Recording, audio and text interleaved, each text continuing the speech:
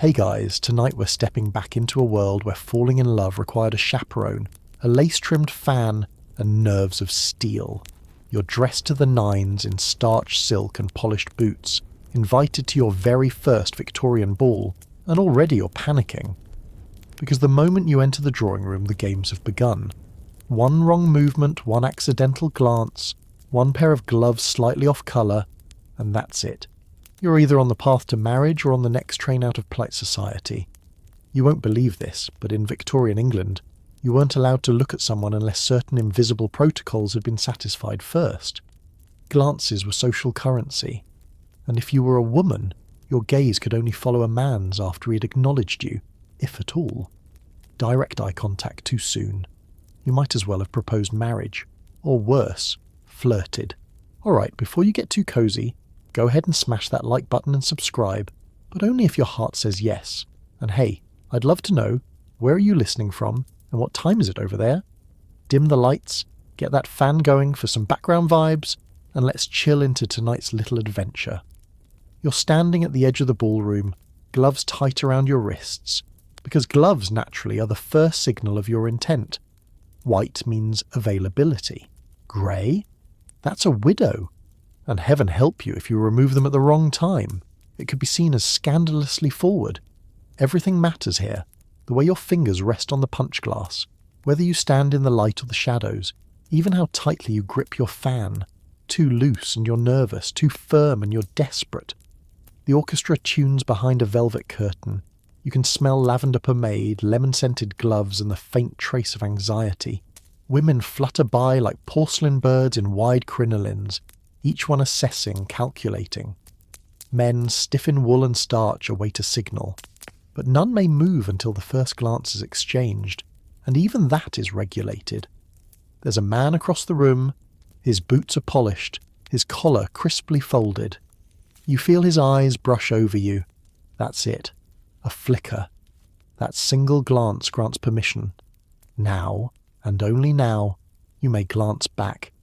If you do it too eagerly, you're forward. If you wait too long, he'll think you're cold. It's a choreography of milliseconds.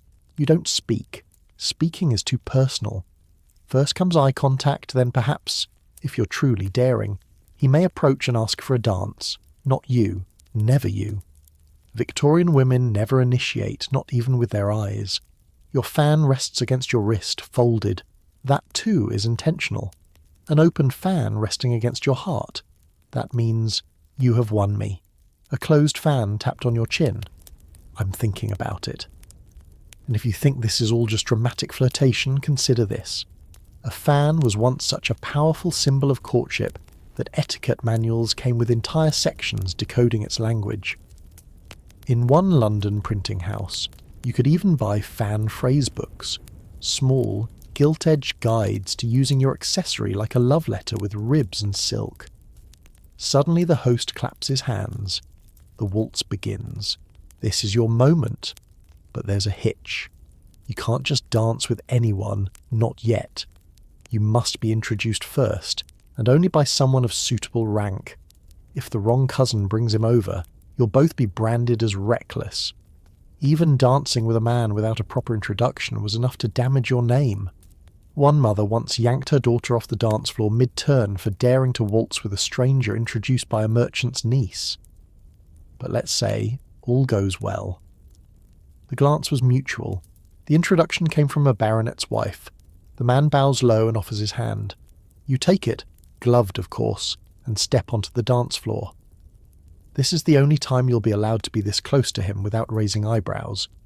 It's no accident the waltz was considered scandalous when it first reached English ballrooms. It required couples to face each other. In some towns it was banned outright. Still, as the strings swell and your skirts float in rhythm, you allow yourself to smile. You're inside the rules for now, but this is only the beginning. The dance ends far too soon, but you know better than to linger. Standing beside him after the final note might imply you're eager, or worse, intimate. So you offer a curtsy, eyes lowered, lips gently curved into a smile that says just enough, and you retreat, returning to your seat like a polite ghost. Your chaperone is already there, waiting. She's been watching everything. Not just you, but him. His posture, his gloves, the crest on his signet ring, the way he bowed and the tone he used when he said your name. If there's even a whiff of dishonour, or if heaven forbid he comes from the wrong postal district, your chances are done. Back at your chair, you pretend not to notice him looking over again, and again. The rules of the ballroom are now in play. No second dance in the same evening. That would suggest favouritism, and favouritism is scandal's little brother, so instead he might dance with your cousin, or your friend. But don't be fooled. Every choice he makes is a message, and every dance, a sentence in the unspoken courtship dialogue. At your side, your fan lies folded now. You're aware of its potential but hesitant to use it too liberally. In some circles, girls were warned not to flutter their fans unless fully prepared to explain themselves to a clergyman, which is a delightfully Victorian way of saying you might end up married or exiled. And yet, this tiny sliver of flirtation is a freedom few women possess in any other part of their day. You can't walk alone. You can't write him. You can't sit beside him unsupervised. You can't even buy your own bonnet without a mail clerk assuming it's on your husband's account. But here, for a few precious minutes in a ballroom of gaslight and perfume, you can look. You can choose to let your fans speak. You can speak volumes without saying a word. Still, your freedom has its limits. In one famous case, a debutante used her fan to signal interest too boldly during a summer assembly. She had been seen tapping her fan against her lips, code for "kiss me." It caused such a stir that her parents sent her to the countryside until the scandal faded. Her dance partner, he became the talk of the club for a month, then conveniently proposed to someone else entirely. You, on the other hand, are not about to make that mistake. Instead, you learn the subtler game, how to rotate your fan in slow circles to signal curiosity, how to drop your handkerchief with plausible clumsiness, not truly an invitation, but enough to see if he's paying attention. You're not the only one playing, of course. He may bow too low when returning the handkerchief. He might take slightly longer than is proper to release your hand after a dance. Small things, measured, deliberate. This is not flirtation. It is strategy. And always there is the fan, a fragile little theatre of silk and wood. It is your only legal weapon, and with it you can say anything. I'm watching. I'm bored. I'm intrigued. Please leave. Please stay. Maybe. The music swells again. He's across the floor now, speaking to an older woman, a possible aunt. Your chaperone narrows her eyes. You reach for your fan again and open it slowly, the painted peacocks shimmering beneath the chandeliers. This time, you don't signal anything.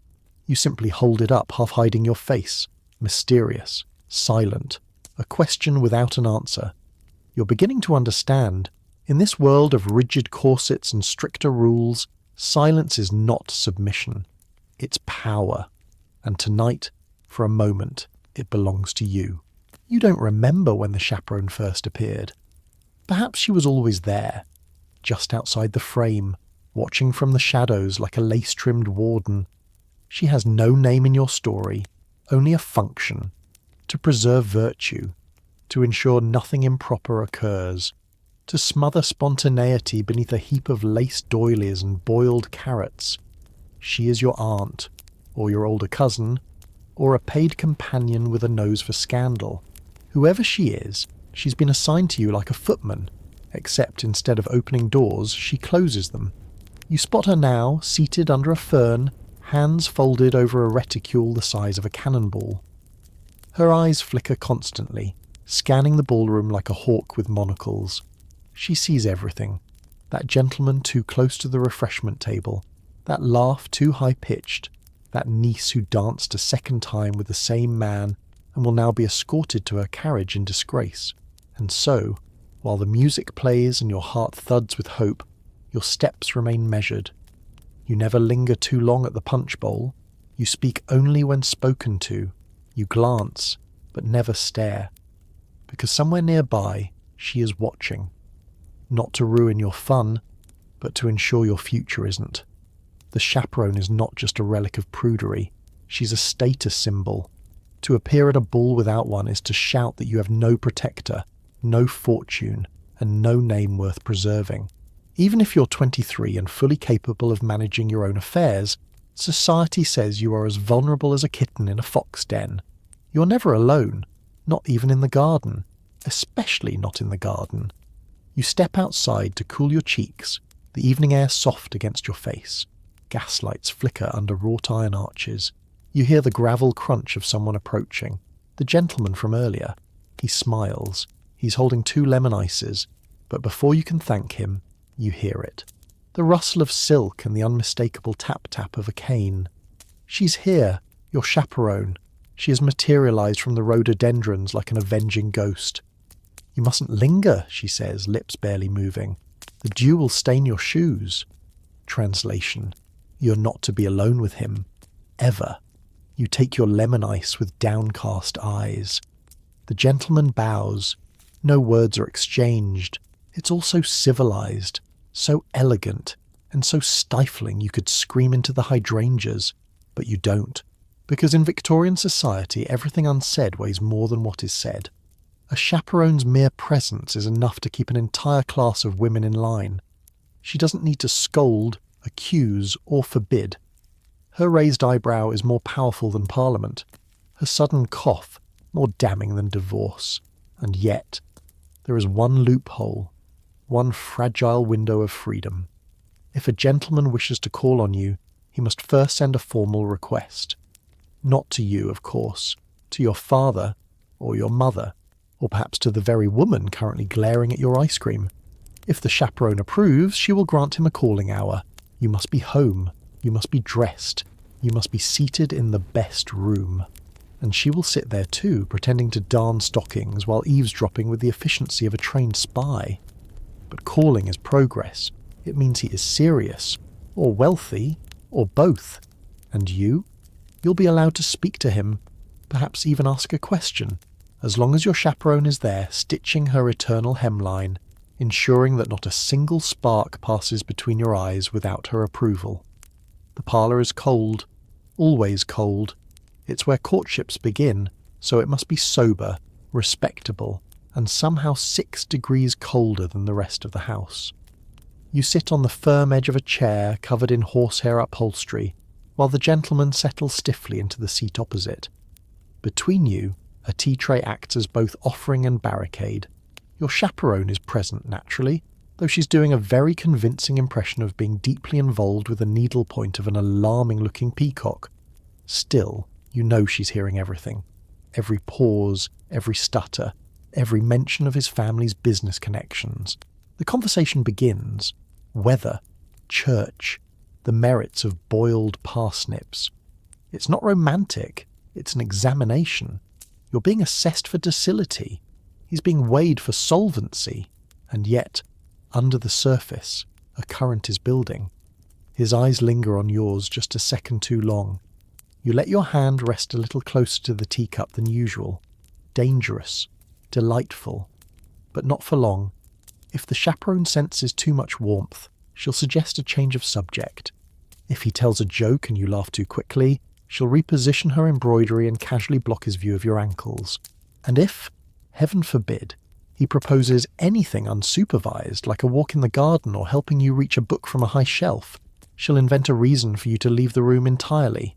You're not just protected, you're imprisoned in politeness.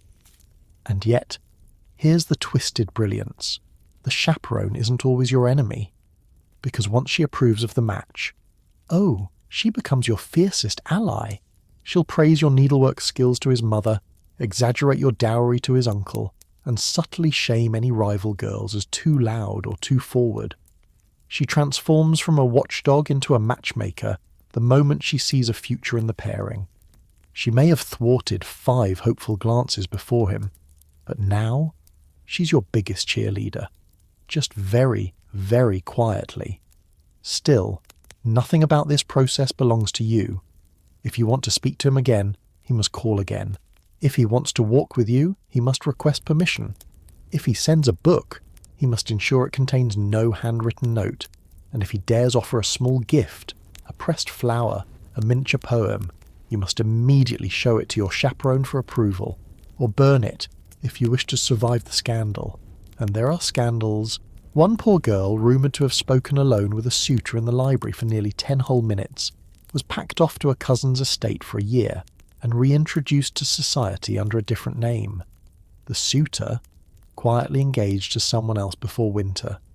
But if you do everything right, if the chaperone deems him suitable, and your parents nod approvingly, and your social calendars align just so, you may be granted something extraordinary: a supervised walk, in daylight, on a populated promenade, with gloves on. You might even get to speak your mind, in small, careful doses. You begin to understand the strange safety of all this. These rules are absurd, yes, but they also allow you to hope. Hope that the person across from you understands the code, that he'll call again, that the chaperone will nod, that someday, in some future drawing room, you might be allowed to laugh freely at his joke without a peacock-shaped embroidery looming over your shoulder. The morning after the ball, you wait. Not for a letter, not for a message, but for a card. A small rectangle of stiff cream paper, embossed, engraved, and as full of silent meaning as a love poem. It arrives in a silver tray, delivered by footman or post, and it says everything it needs to with just a name. No note, no sentiment, just Mr. Charles Fairfax, left at the door between 2 and 4 o'clock, precisely within the accepted calling hours. You stare at it longer than you mean to. The weight of the cardstock, the curve of the initials. He came, or at least he tried, and that, here in Victorian society, is everything.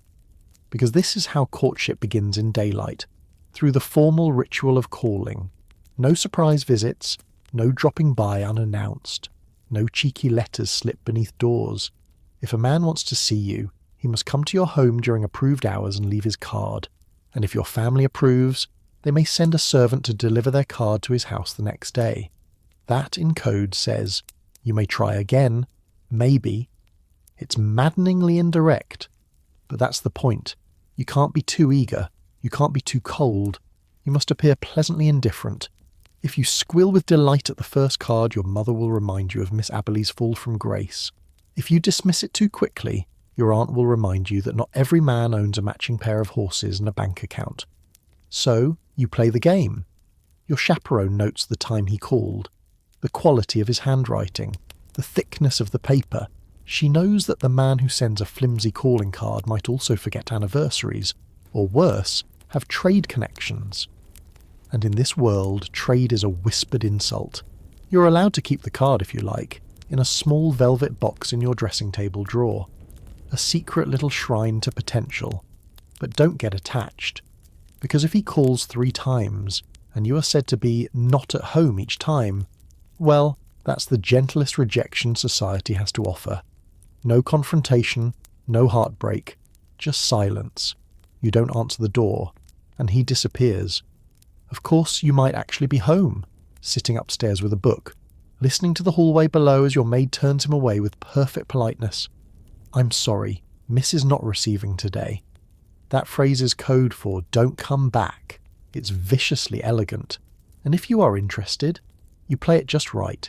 You're out the second time, maybe even serve tea, but only under supervision, always. Sometimes he'll leave a calling card even if he never met you properly at the ball. Perhaps he spotted you across the room. Perhaps he's heard whispers from a cousin. Perhaps your name came up over pheasant at a dinner party. In that case, it's a gamble. He's placing his name into the arena of courtship, and your family holds the power to destroy or encourage him with one little rectangle of returned paper. And that's where the staircase game begins. Because if he does come to call and is invited in, he must be shown into the drawing room by a servant. And when he leaves, oh, that's when everyone listens. The sound of his boots on the marble, the murmur of voices on the stairs, the length of his goodbye. Because in a Victorian house nothing echoes louder than a gentleman lingering too long near the 3rd step. There's an art to descending the stairs after a gentleman caller leaves. You must glide, not hurry. You must appear unaware, even though every rustle of your dress has been rehearsed. The staircase, after all, is your theatre, and the hallway is an audience of maids pretending to dust things they've already dusted twice.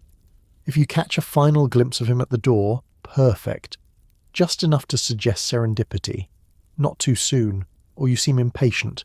Not too late, or he might miss the look entirely. Just a faint smile, a small nod, a whisper of presence before you vanish again, like steam from the tea he wasn't invited to drink. And then the post-mortem begins. Your chaperone meets you in the sitting room, knitting clutched like a sword. His gloves were clean, she might say approvingly. Or, his waistcoat was regrettable. No detail escapes scrutiny. Did he mention sisters? Good. Did he mention horses? Even better. But if he so much as mentioned politics or poetry, expect furrowed brows and a clergyman's warning by supper. The rules surrounding calling are exhaustive. He must never stay more than 20 minutes, 30 if invited for tea. He must speak only of acceptable topics, travel, society, music. He must not compliment your appearance directly, though he may remark on the weather improving your complexion. Anything beyond that veers toward impropriety, and that's a slope even polished boots can't recover from. Of course, not all calling cards are sincere. Some men, particularly younger sons with no inheritance and too much hair pomade, scatter cards like confetti, hoping to secure a flirtation or a fortune, whichever comes first. These are the charmers, the Mr. Wickhams. You're warned about them by every married woman you know, and secretly, you hope at least one might call, just once, just so you'll have something to lock away in that velvet box. And sometimes, if the housemaid is feeling generous, she'll whisper details. He smelled of bergamot, she might say. Or, he looked nervous, like he'd practiced a speech. These crumbs of intimacy are all you get before the next phase. Because if the cards keep coming, and the visits are approved, and no one catches him looking at your ankles, eventually he may be invited for Sunday tea. That's the big league. The shift from tentative caller to potential suitor. Your father will be present. Your younger brother will be annoyingly present. There will be buns. There will be marmalade. There will be awkward silences disguised as propriety. And if you're very, very lucky, he might request a second visit before he even leaves. Not to you, of course. To your father. Always. And still, nothing is guaranteed. There was that case of Miss Lydia Arbuthnot, who received 14 calling cards from one Mr. Everley, only to discover he had been visiting 3 households simultaneously. Once the truth emerged, not a single one of the ladies married him. He fled to India, became a tea merchant, and was never spoken of again, except in jokes about Everley's calling habits. So you continue, waiting, hoping, collecting cards like pressed flowers, and every time the tray arrives at the door with a new name, your heart skips. Not just for romance, but for what it might mean. An invitation, a change, an opening. One little card might be your whole future, or just a name on paper. And that's the magic and misery of Victorian courtship. By the time the 4th or 5th visit rolls around, the drawing room begins to feel like a stage set you know a little too well.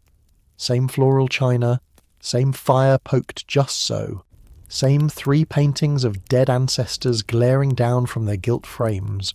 You sit straight. You smile modestly. You nod at appropriate moments as he discusses the price of rail shares or the unreliability of his cousin's phaeton. But there's something different now. The furniture. Yes, the chairs. That settee in particular. Suddenly it matters where you sit, not just for comfort, but for signal. Because in the theatre of Victorian courtship, even the upholstery has a role to play. Say you choose the stiff-backed chair beside the writing desk. Good. That means you value propriety, distance, and lumbar health. But sit too far to the corner of the couch, and your mother might raise an eyebrow over her knitting. Sit next to him, even with a cushion's width between, and suddenly every eye in the room is studying the air between your shoulders. Because space, those delicate inches between 2 bodies, is everything. He may not sit closer unless invited by gesture or implication. You, naturally, must never make that invitation. But if the room is crowded, or if your aunt just happens to rise and fetch a second tea strainer, you might find yourselves sharing a love seat, just the 2 of you. And in that rare, flickering moment, The entire weight of the Victorian Courtship system balances on a cushion no wider than a tea tray. You're hyper-aware of the gap between your elbows. A single inch too close, and your reputation is ash. A single inch too far, and he'll think you disapprove. So you adjust delicately, pretending to straighten your skirts. He coughs. He fidgets. You both study the same painting as if it suddenly grew wings, and still, no one moves. Because movement is intent, and intent is scandal. Even resting your hand on the arm of the settee carries implications. If your fingers point slightly toward him, it's interpreted as mild encouragement. If you cross your ankles too gracefully, someone might assume you've been practicing in front of the mirror. And what decent girl rehearses how to be admired? It's exhausting. And let's not forget the danger of inherited furniture. One young lady in Bath once caused a week-long uproar because she unknowingly sat in the engagement chair, a seat in her drawing room historically associated with her older sister's suitor's proposal. When she was found perched there during Mr. Linton's 4th visit, the family dog barked, the maid dropped a tray, and the gentleman turned as pale as the china. He proposed 2 weeks later, but not to her, so yes, the furniture has opinions. It creaks at the wrong moment. It swallows you into an awkward lean. It traps the hem of your gown just when you're trying to stand gracefully. You begin to suspect that the settee is in cahoots with your chaperone, both determined to keep your heart 2 feet apart from anyone else's. Still, you learn the dance.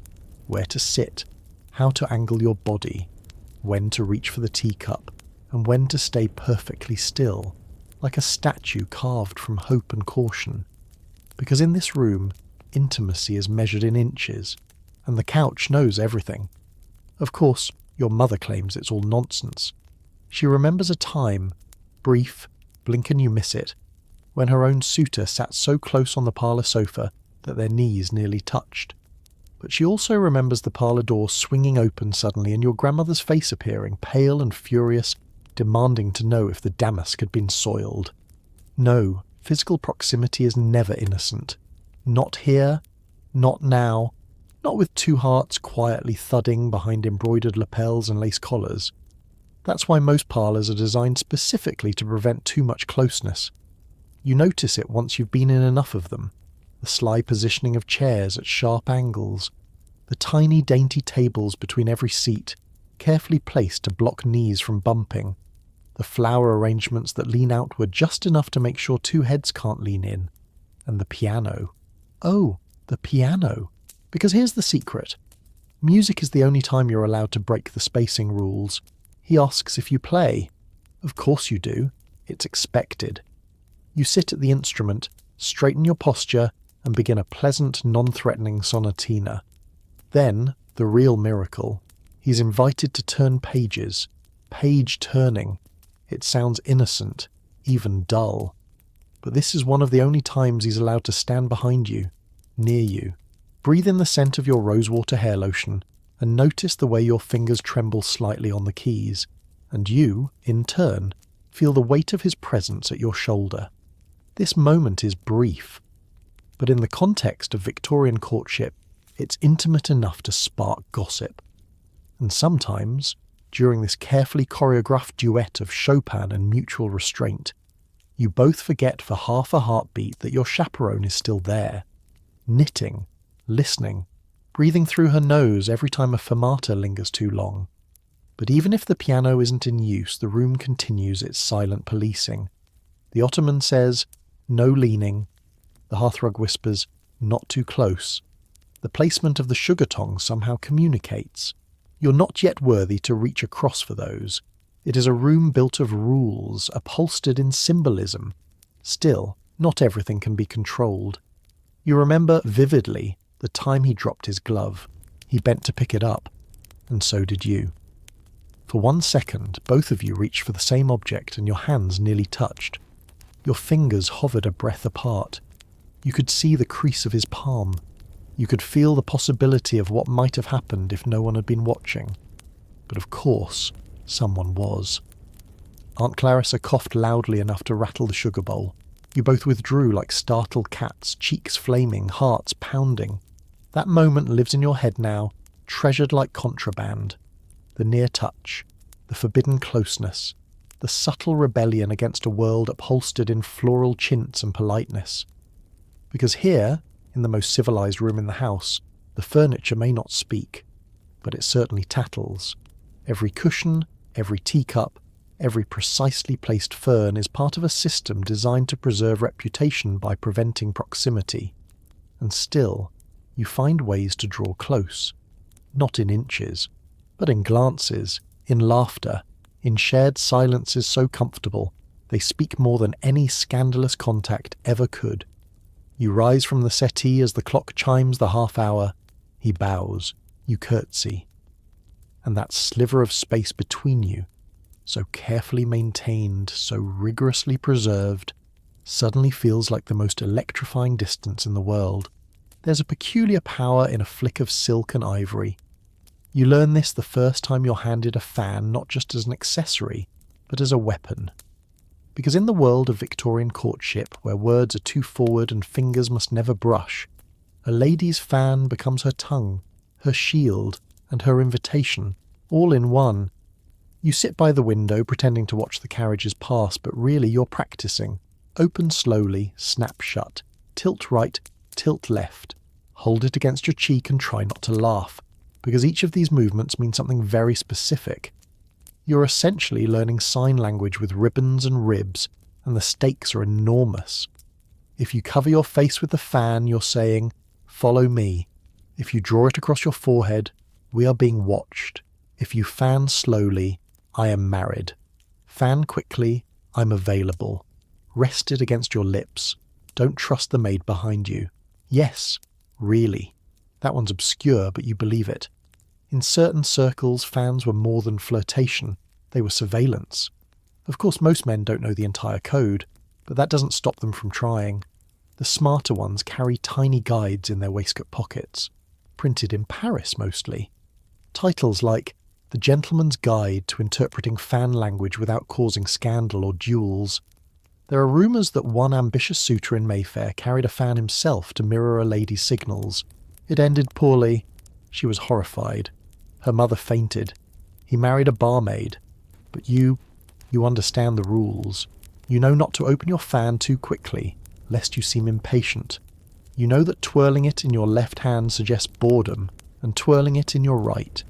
Scandalous interest. And heaven forbid you drop the thing. It might mean you've given your heart away. Unless you did it with the wrong wrist, in which case it means you're secretly married to a naval officer. You begin to appreciate just how much information Victorian society crammed into the tiniest gestures. Why say, "I like you," when you can whisper it by tapping your fan 3 times against your glove? Why risk a letter when you can declare, "I wish to speak with you," just by opening your fan fully and fanning yourself once slowly? At your next gathering, you try it. A modest card party. Not quite a ball, but enough to be seen. Enough to be interpreted. You take your place near the fireplace, fan folded discreetly in your lap. He's there, the gentleman from before. He catches your eye, and you, with as much nonchalance as you can muster, raise the fan slowly to your cheek. You feel like a spy. Does he know what it means? Has he read the guide? Will he respond? He does. Or at least, you think he does. He raises his eyebrows, then promptly drops his glass. Perhaps too much. Perhaps he thought you meant, "Meet me behind the stables." Your cheeks burn. Your chaperone clears her throat. You retreat to the tea table, wondering if perhaps the fan code is better left in the novels. Still, it was exhilarating. And that's the genius of it. In a world where passion must wear gloves and modesty is stitched into every hemline the fan lets you play, it gives you a voice when your own is not allowed.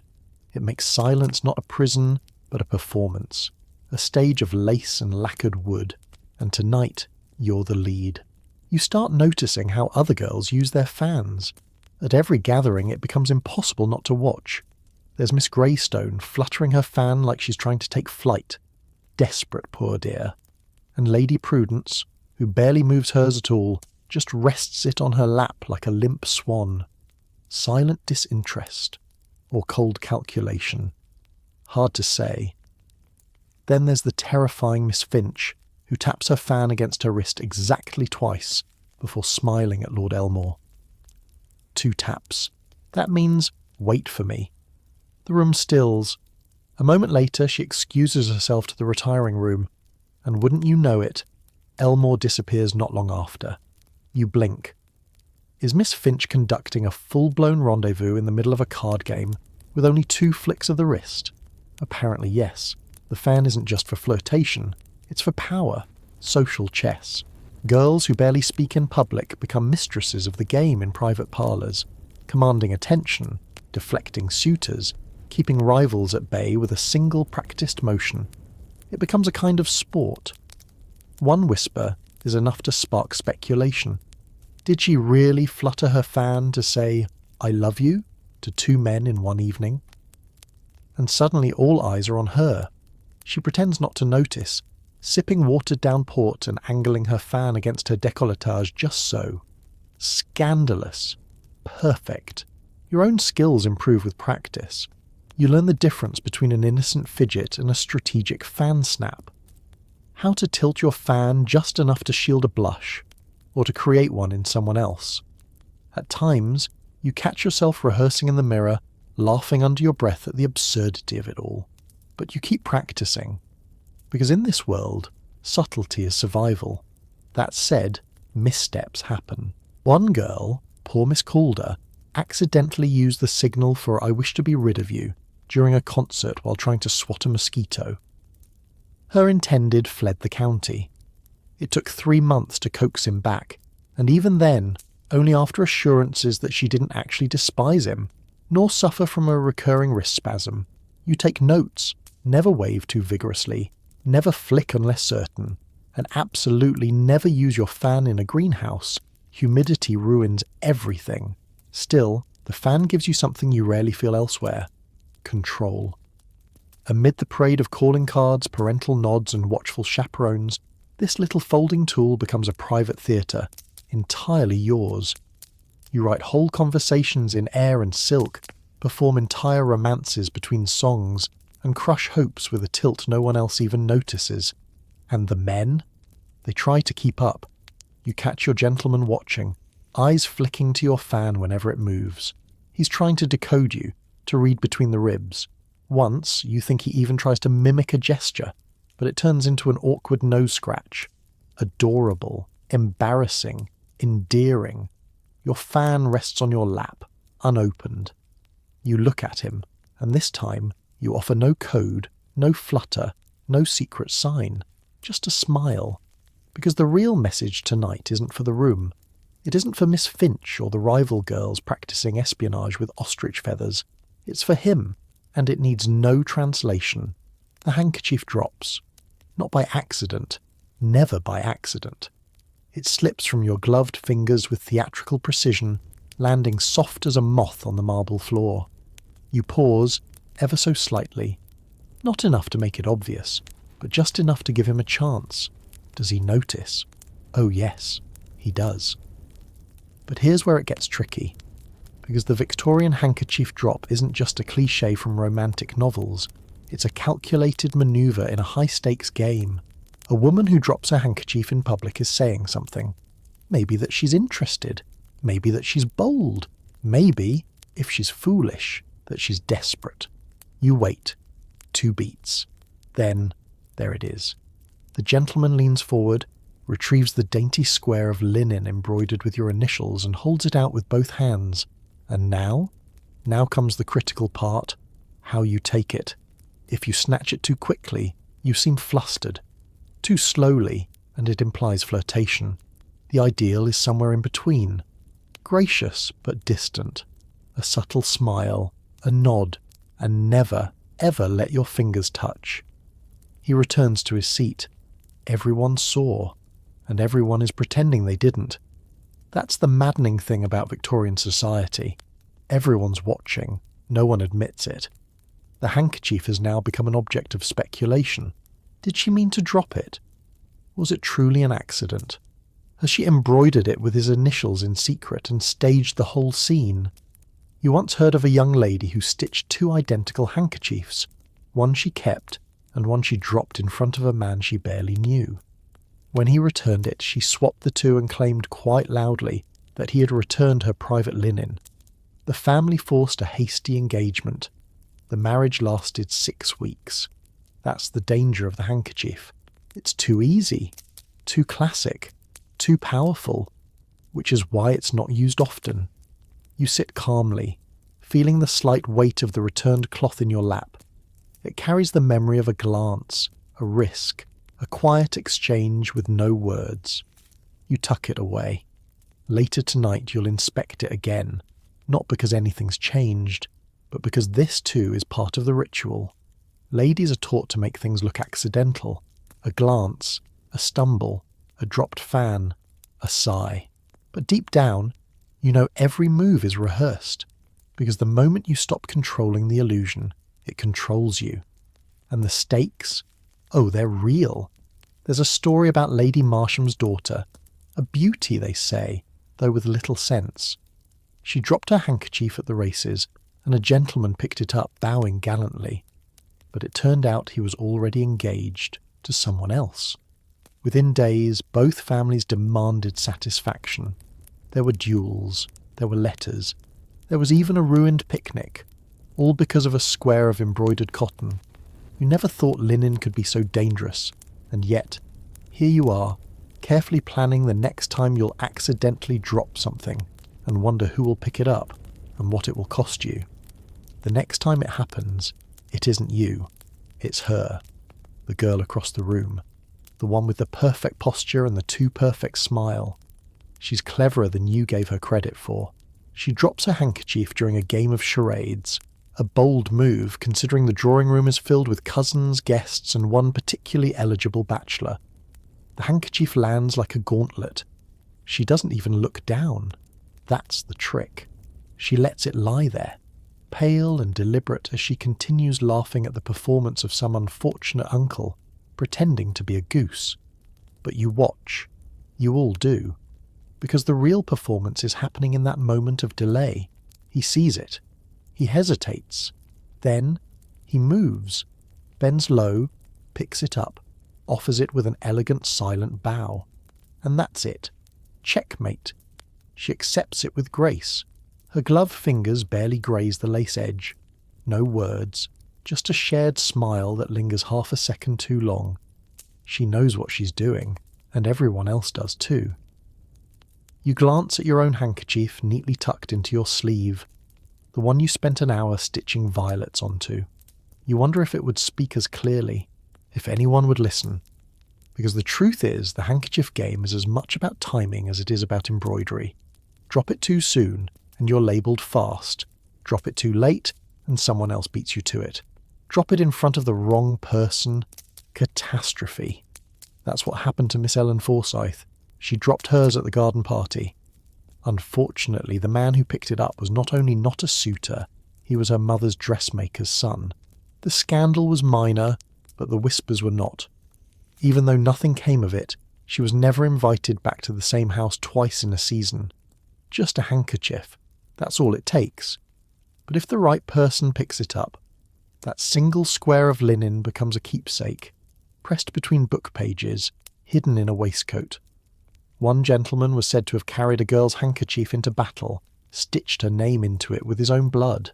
He died in Crimea, and it was returned to her, still folded, still scented faintly with lavender. Romantic, tragic, unverifiable. But everyone tells that story. And you? You haven't dropped yours since that night by the pianoforte. Not because you've given up, but because you've learned. Sometimes not dropping the handkerchief says even more. It says, I'm not chasing. It says, I'm not performing. It says, if you want me to drop it, you'll have to earn it.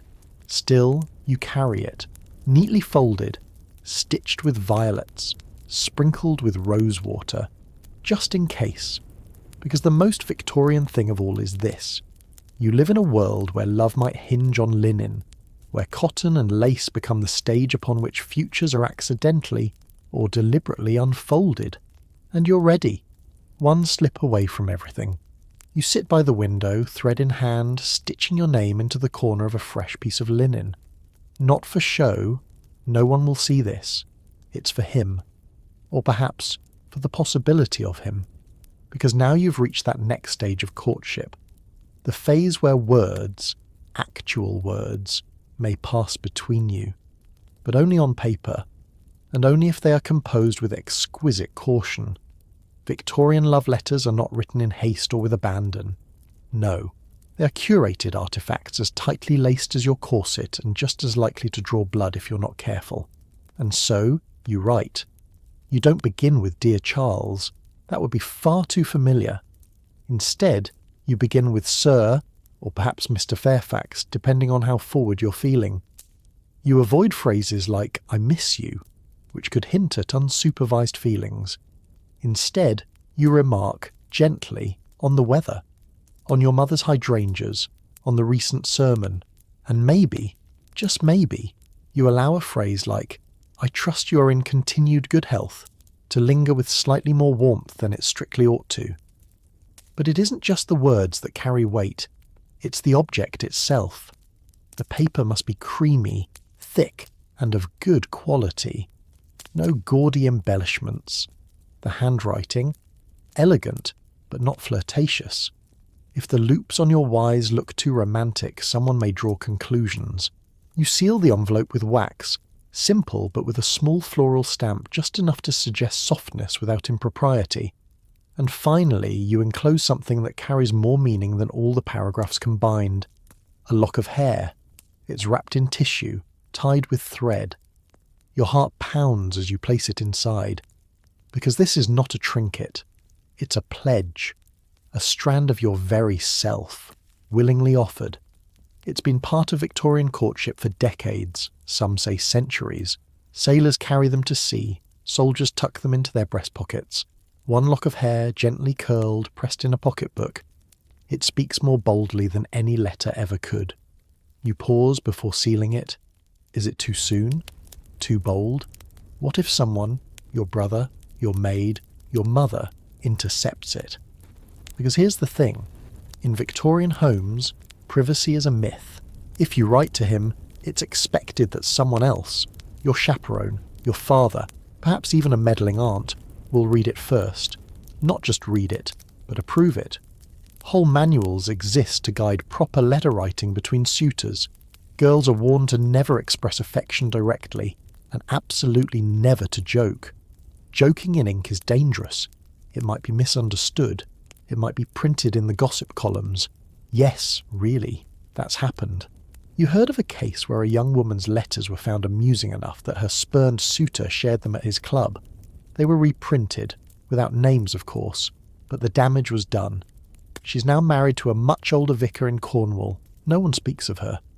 You clutch the letter tightly now, suddenly uncertain. But it's done. The ribbon is tied. The wax is firm. The hair, wrapped and fragile, lies curled like a question mark.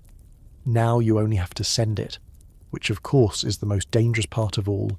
You don't dare send it yourself.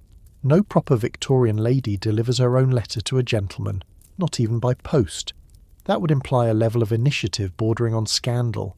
Instead, you slip the letter into a book, hide it beneath your gloves, and casually mention to your maid that you'll be visiting your cousin this afternoon. Your maid is no fool.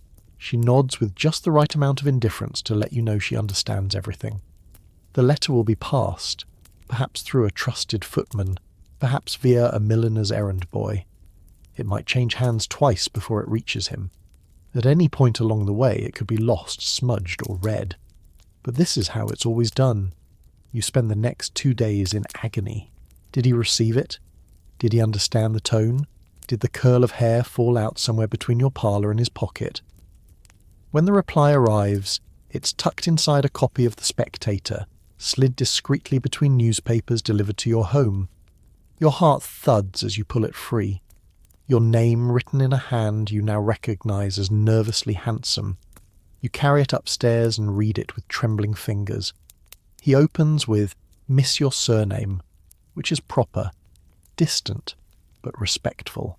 His words are formal, filled with careful phrasing. But there's something more beneath the layers of etiquette. Something sincere.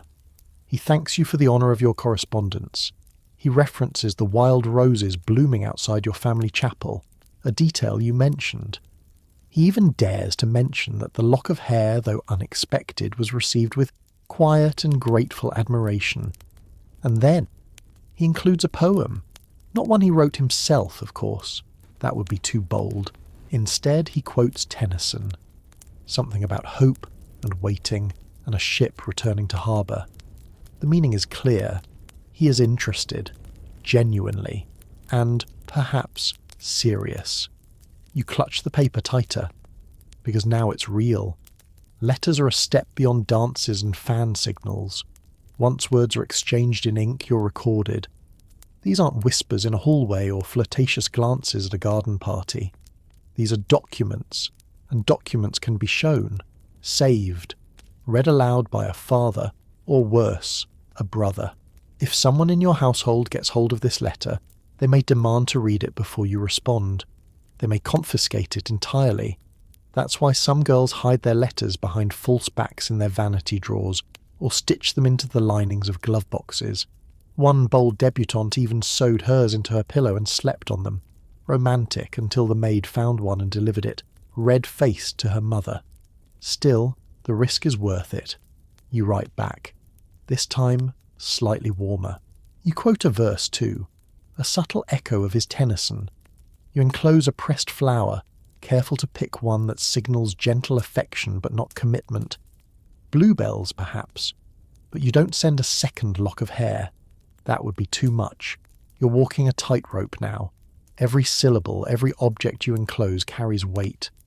Letters in this world are not merely expressions of feeling. They're trial balloons for a possible future. One sentence too forward and you float into scandal. One sentence too cold and the entire dance collapses. But he writes again and again, and just like that, you're corresponding. He signs yours in hope, and your pulse quickens.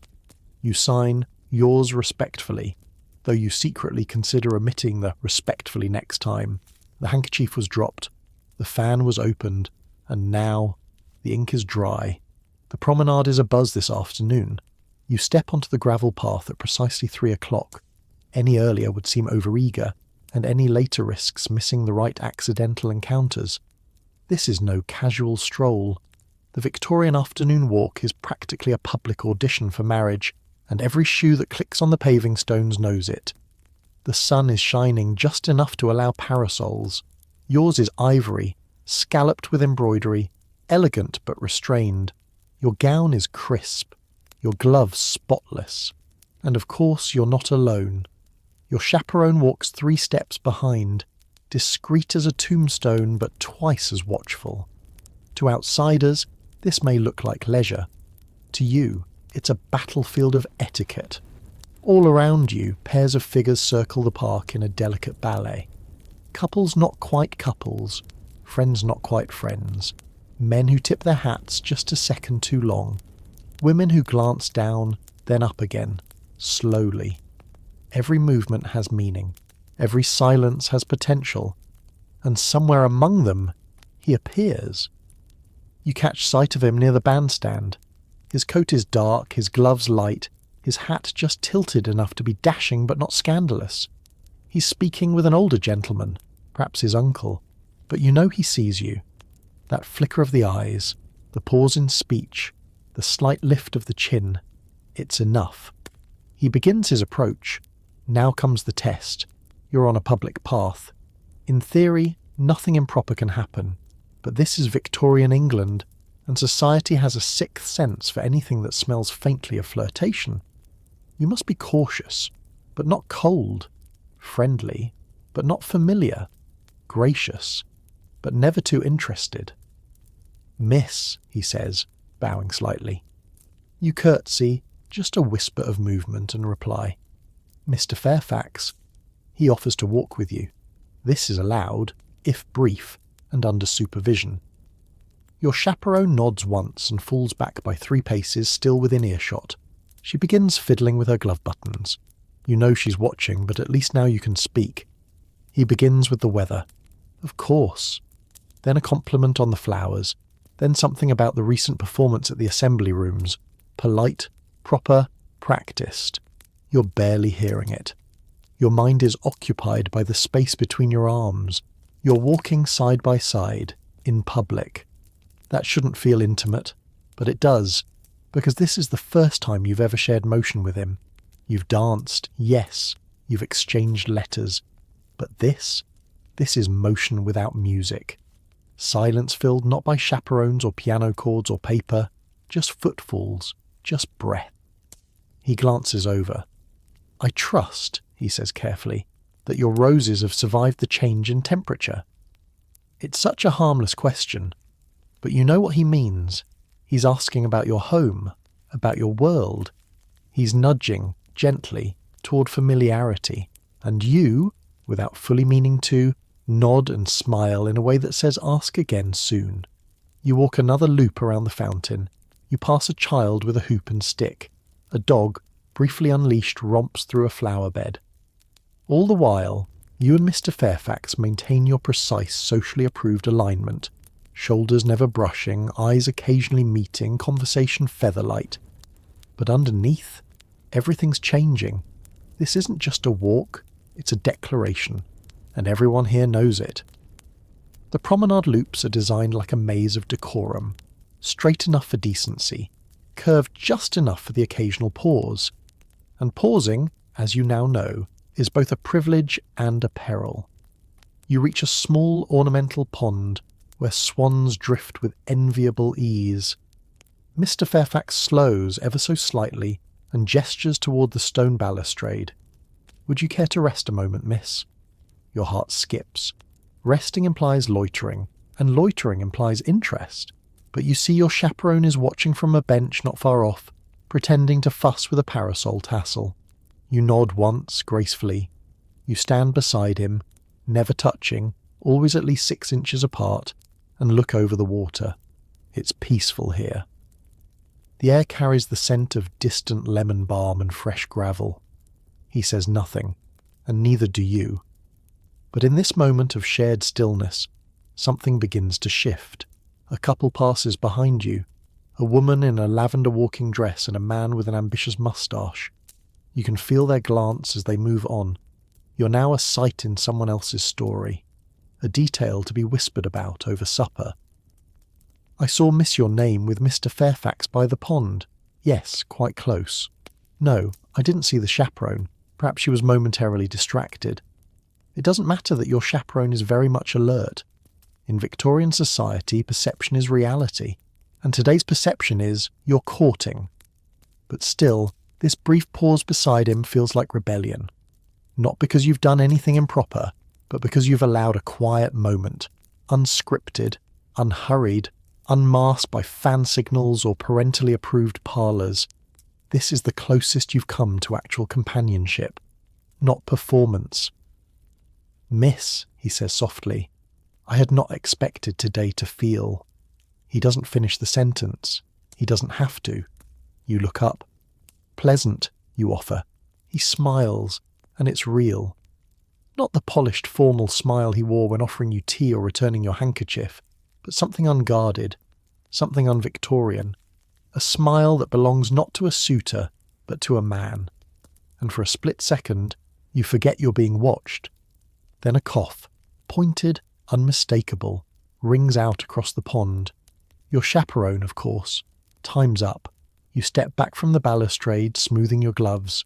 He offers his arm, not to touch, but to indicate he'll accompany you back. You thank him, formally, stiffly, as if your smile hadn't just betrayed you, as if the silence hadn't felt like more than all your dances combined. The return walk is even more proper than the first. You talk about nothing. He says something about the upcoming garden fete. You reply with a remark about the rhododendrons blooming early. It's absurd. It's perfect. It's necessary. Because no matter what happened by the pond, nothing happened. Not officially, not observably, and yet, everyone watching now understands. The promenade walk is more than a stroll. It's an announcement, sealed not with words or ink, but with footsteps, posture, and the elegant fiction that you're simply getting some air.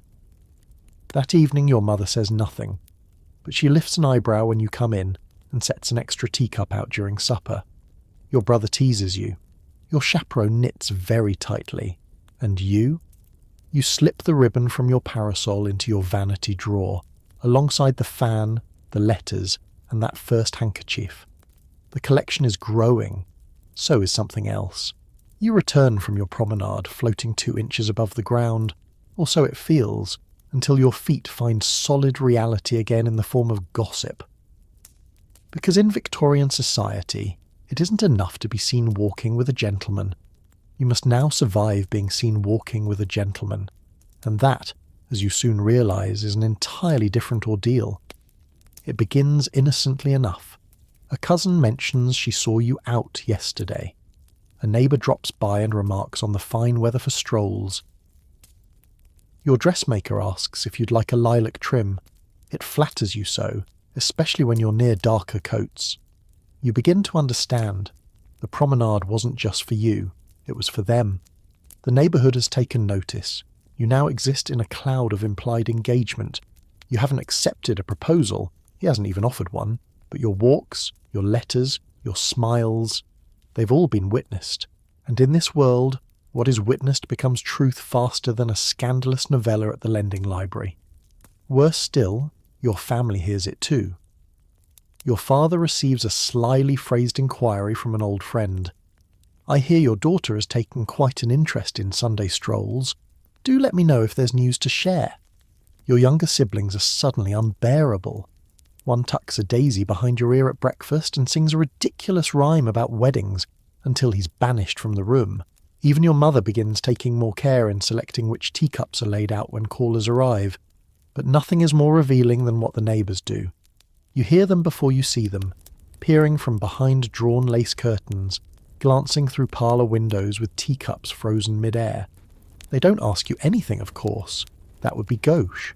They only imply. A lifted brow, a sideways glance, a too-knowing smile. Was that Mr. Fairfax I saw you with by the pond? Oh, what a fine hat he wears. Very well bred, I imagine. I do hope he's not too fond of poetry. That can be unreliable in a husband. The opinions swirl like chimney smoke. You're suddenly not just a girl anymore. You're a story being told at someone else's tea table, and it doesn't stop with you. Mr. Fairfax, too, is under surveillance. Someone's great-aunt spots him exiting the bookshop and wonders aloud if he's buying novels now to impress a lady.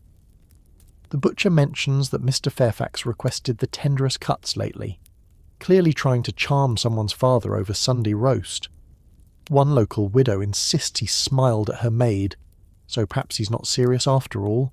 Truth bends, rumours harden, entire relationships are constructed, dissected and judged long before anyone dares whisper the word engagement. You thought courtship was about emotion. You were wrong. It's about narrative control. If the neighbourhood believes you're serious, then any withdrawal, any hint of delay, will be seen as betrayal. If he continues to call, but does not propose, they will wonder what's wrong with you. If you appear less eager, they will assume he has moved on. Either way, your name is now in circulation. You begin to miss the early days of quiet fans and coded glances. Back then, at least, your heart was private. Now it's a performance, with a chorus of neighbours humming judgment in the background. And the worst part? They think they're helping. The whispers are relentless. You smile through them, of course. That's what's expected. At afternoon teas and garden luncheons, you nod politely as acquaintances hint at your future. You'll make a lovely bride, they say, as if your path is already carved in stone. One even squeezes your hand and whispers, "He's a good man." Steady-looking jaw. You nearly choke on your lemonade. What no one tells you is that, in Victorian society, public opinion often arrives before the proposal. By the time a gentleman gathers the courage to ask, half the county has already named your children and decided on the fabric for your going-away dress, and if the proposal never comes, you become a lesson, a cautionary tale. Poor girl, she was almost married once. Got too confident, you know. Wore pearls before the betrothal. Terrible mistake. That's why every gesture now feels heavier. Mr. Fairfax sends a small bouquet, violets and white heather, both innocent enough. But you know your flower guide. Violets mean faithfulness, heather means admiration, and together, practically a sonnet. You place the bouquet in a modest vase on the hall table, not in your room, not in full view, just carefully, respectably visible. Your mother raises an eyebrow. Your aunt says nothing, but the corners of her mouth quirk upward. Your younger sister plucks a petal and carries it around like a sacred relic. You have officially entered the phase of social suspense. Everyone waits for him to declare, to stumble, to vanish, to propose. You see it in their eyes, curiosity mixed with something sharper. Because while Victorian courtship is wrapped in silk and etiquette, there's a brutal undercurrent, scarcity. Eligible men are few, wealthy, well-mannered ones even fewer, and with every hour Mr. Fairfax remains uncommitted, the tension grows. You're not the only one watching him, and suddenly every other girl in your circle becomes a potential threat. You don't want to think this way, but there's Miss Anstruther with her overly loud laugh and suspiciously dazzling piano technique, and Miss Howe, who always finds a way to mention her father's estate during charades. You spot one of them speaking to him at a dinner party. She tilts her head, touches her fan to her cheek. He smiles. Too broadly? You can't tell. You feel something tighten, not in jealousy exactly, but in urgency. Because if he changes his mind, if the tide of gossip shifts in another direction, if someone else's narrative becomes more exciting, then what? Then the flowers in your hall vase become evidence of failure. Then the walks, the letters, the handkerchief, all of it is recast as misreading. You would not be seen as unlucky. You would be seen as foolish. Because that's the terrible truth of Victorian matchmaking. Once you're caught in the gears of the neighbourhood scrutiny, there's no backing out gracefully, only forward into proposal or backward into humiliation. Still, you hold your head high. You write a reply to his bouquet, just a short note, nothing dramatic. A thank you, worded precisely enough to show warmth but not dependence. You resist the urge to quote poetry. You sign it yours cordially, though your fingers tremble over the word cordially, wanting to change it to truly, then sincerely, then back again. You send it, and you wait, and the neighbourhood waits with you. Eyes behind curtains, teacups tilted just so, all listening for a knock on the door that might finally make things official. It arrives the next morning. A gift, not enormous, not showy, but enough to send the entire household into a low panic. The box is wrapped in ivory paper, tied with sage ribbon. It's delivered by a boy with neat boots and a practised bow. He says nothing, just hands it over and disappears before your chaperone can interrogate him. You stare at the box as though it might explode. Your mother clears her throat. Your sister makes a small, audible squeak. Even the maid lingers slightly longer than she should, duster frozen mid-air. You open it slowly. Inside, nestled in folds of fine tissue, is a locket. Silver, oval, delicately engraved with a cluster of tiny forget-me-nots on the front. It swings lightly on a chain so fine it looks like thread spun from moonlight. There is no note, no card, just the locket, and a message louder than any bouquet or poem. This is no longer a flirtation, this is a statement. In Victorian England, gifts given during courtship were perilous things. A pressed flower, acceptable. A small book of verse, risky but defensible. A locket, that borders on dangerous. Lockets meant sentiment, meant exclusivity, meant in certain circles promises. If anyone finds out he gave this to you before an official engagement, tongues will wag like church bells on Sunday. You glance around the room. I assume you'll return it, your aunt says casually, though her eyes never leave the chain. Unless there's something we should be informed of? Your mother says nothing, but there's a tightness in her expression now. The kind of tension that only comes when social rules are brushing up against feelings. Real ones. Your heart is pounding because you know the implications. Accepting the gift means tacitly admitting the connection. Declining it might suggest disinterest. And either way, everyone will know. There's precedent, of course. You once heard of a young lady in Sussex who accepted a cameo brooch before engagement. It was tasteful, small, and had a forget-me-not carved into it, like yours. 2 days later, she wore it to a dinner. A rival suitor saw it, stormed out, and joined the cavalry the next morning. The original giver, too, became spooked by the commotion and never proposed. The girl, she's still unmarried, lives with her sister and collects butterflies.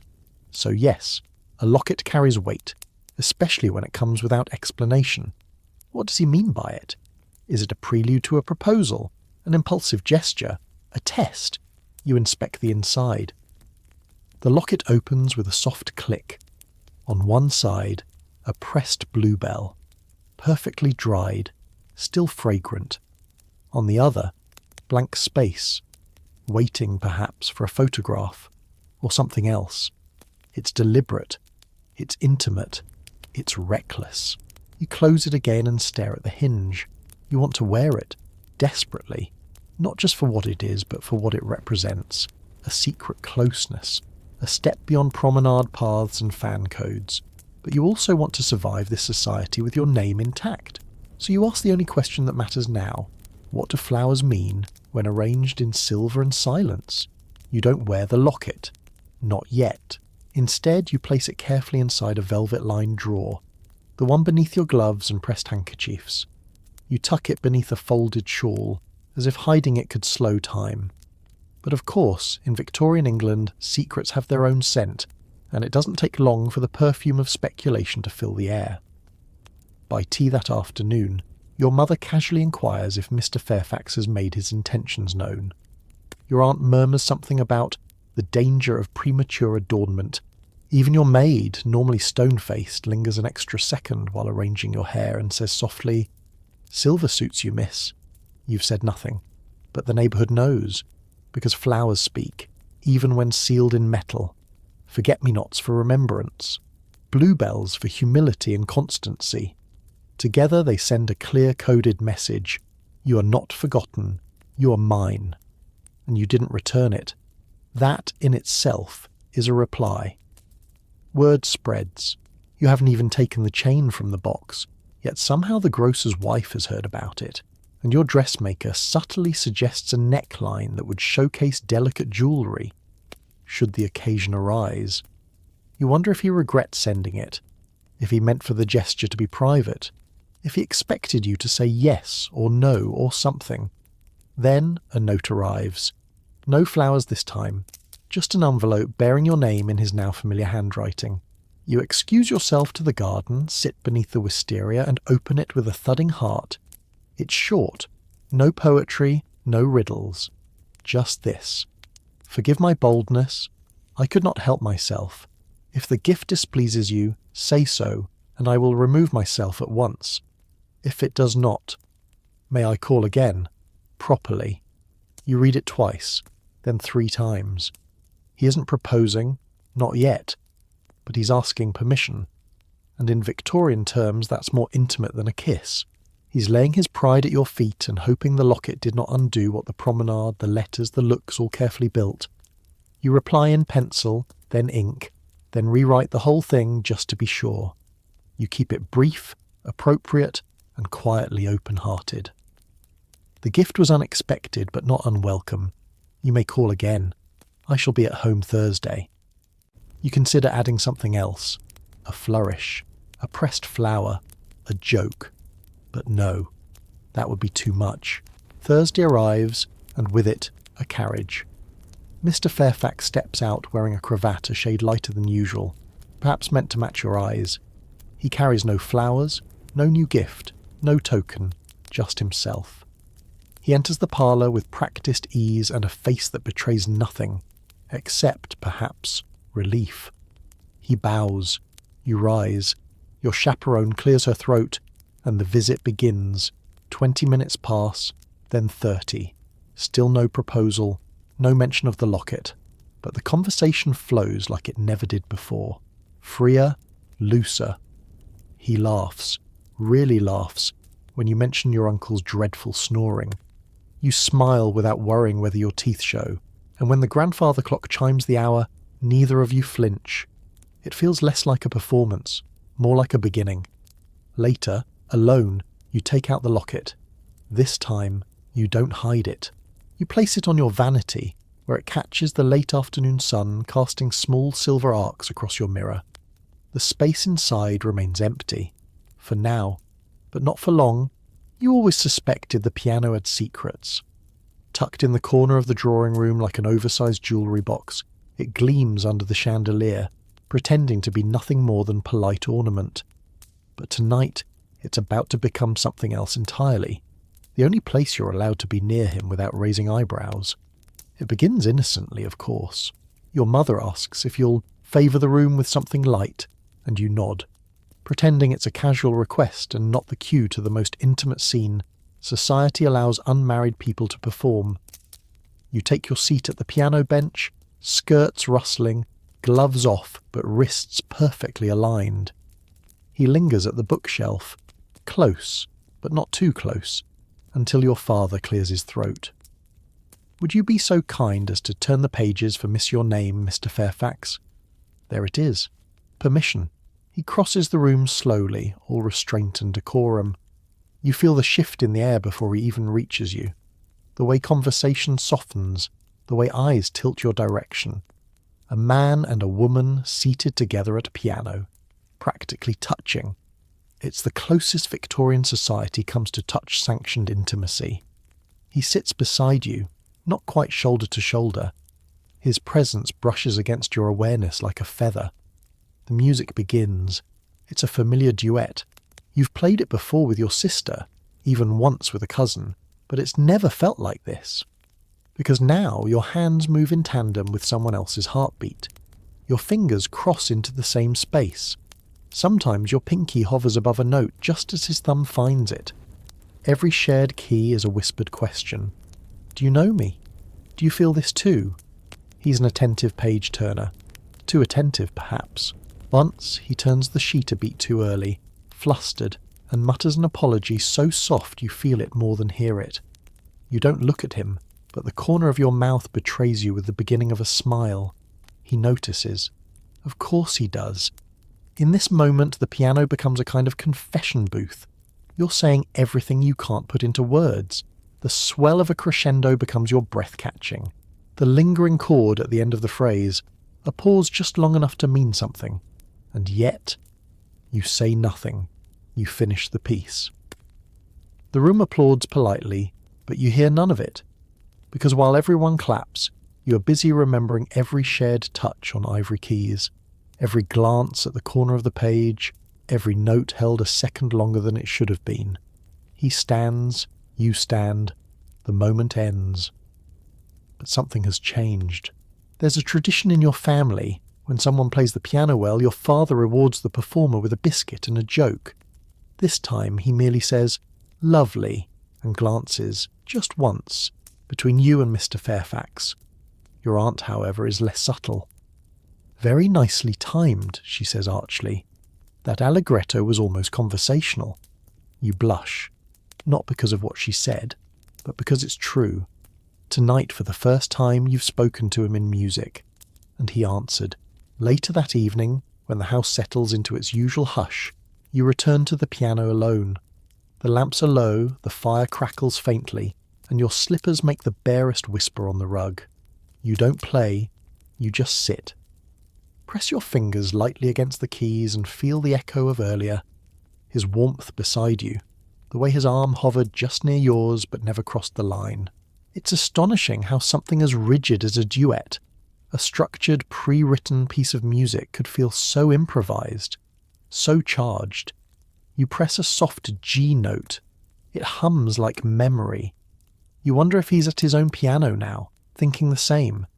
If he's tracing the same melody in his mind, remembering the way your hands nearly brush during that cascading passage in the second movement. You wonder if he planned the whole thing, chose that piece because he knew it would put your hands in conversation. Some gentlemen do. You've heard stories. One girl, Miss Hartwell, was courted almost exclusively by sonata.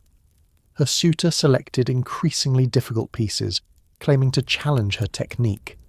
but by the time they reached the tempestuous third act of Schubert in F minor, they were practically engaged. It's dangerous, the piano, proper, polished, and utterly unguarded. Unlike the parlour, with its rigid chairs and fan codes, the music room makes allowances. Here, expressions soften. Hands move freely, albeit over keys. You're allowed to breathe, allowed to feel, because you're performing, not flirting. Society, ever obsessed with appearances, assumes the music justifies the nearness. But you know better. You've seen the look in other girls' eyes after a duet, the flush in their cheeks, the way they linger at the bench afterward, fingers still twitching with the memory of shared notes. Because playing music with someone is not just proximity, it's intimacy without implication. You're aligned in tempo, in tone, in touch. You're in sync in a world where everything else conspires to keep you apart.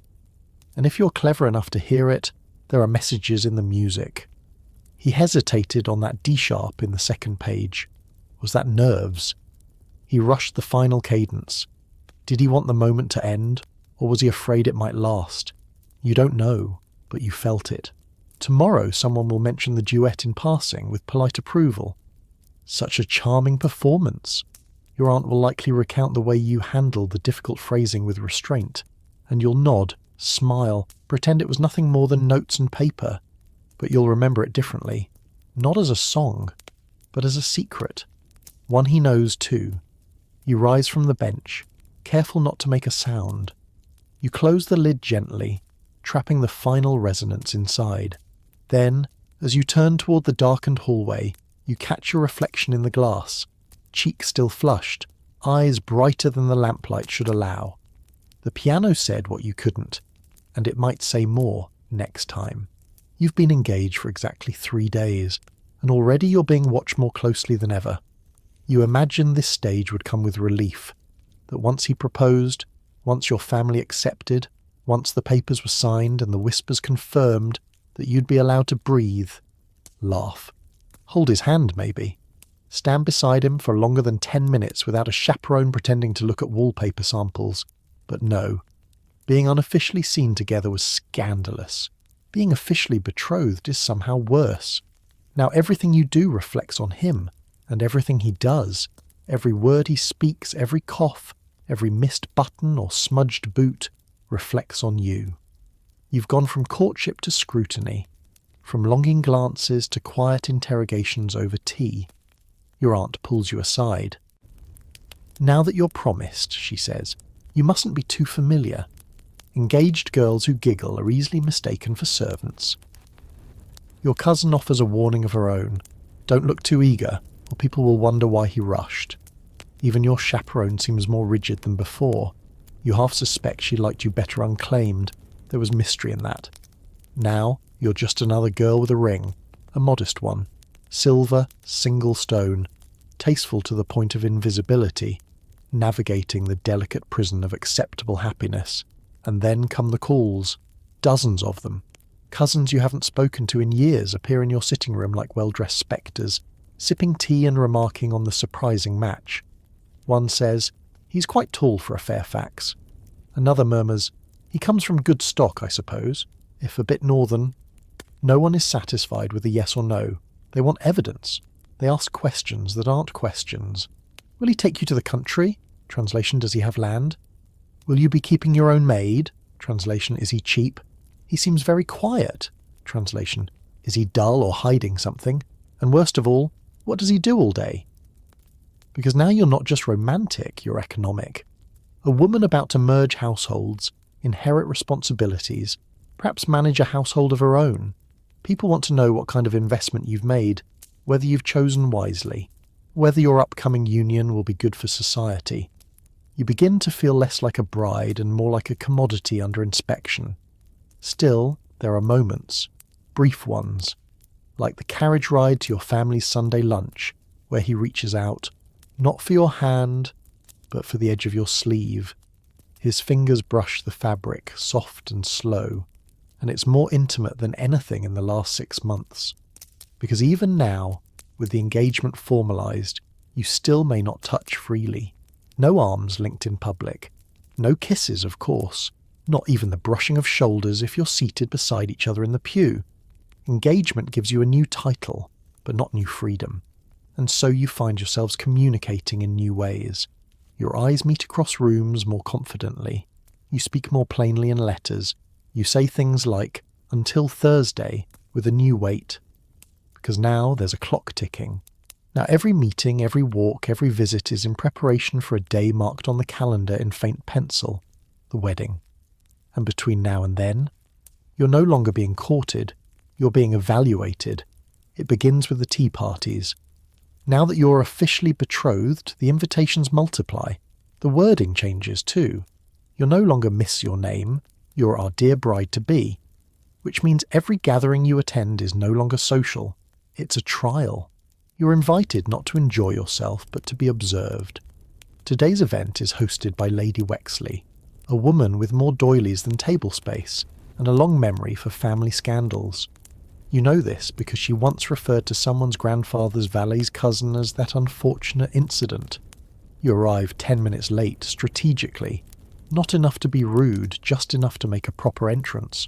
You wear your second best gown, the first best is saved for garden parties, and you've rehearsed how many spoonfuls of sugar to take in your tea. 1.5, generous but not indulgent. And seated beside you, Mrs. Delacour, who smiles like a swan and speaks like a knife. "So, my dear," she says sweetly, "what exactly drew you to Mr. Fairfax? Was it his charming wit, or that modest inheritance from his great aunt?" You smile politely. "He's kind," you say, choosing safety. "Kind," she repeats, as though testing the word for flaws. How refreshing. So many girls these days seem drawn to excitement. You're being tested. Not just your manners, but your motives. They want to know. Are you in love? Are you too much in love? Did he choose you? Or did you hunt him like a fox in a waistcoat? The conversation swells around you like tulle. Questions, comparisons, thinly veiled commentary. Will you be keeping bees at the cottage? Has he mentioned children? Oh, your cousin was engaged once, didn't work out, terrible thing.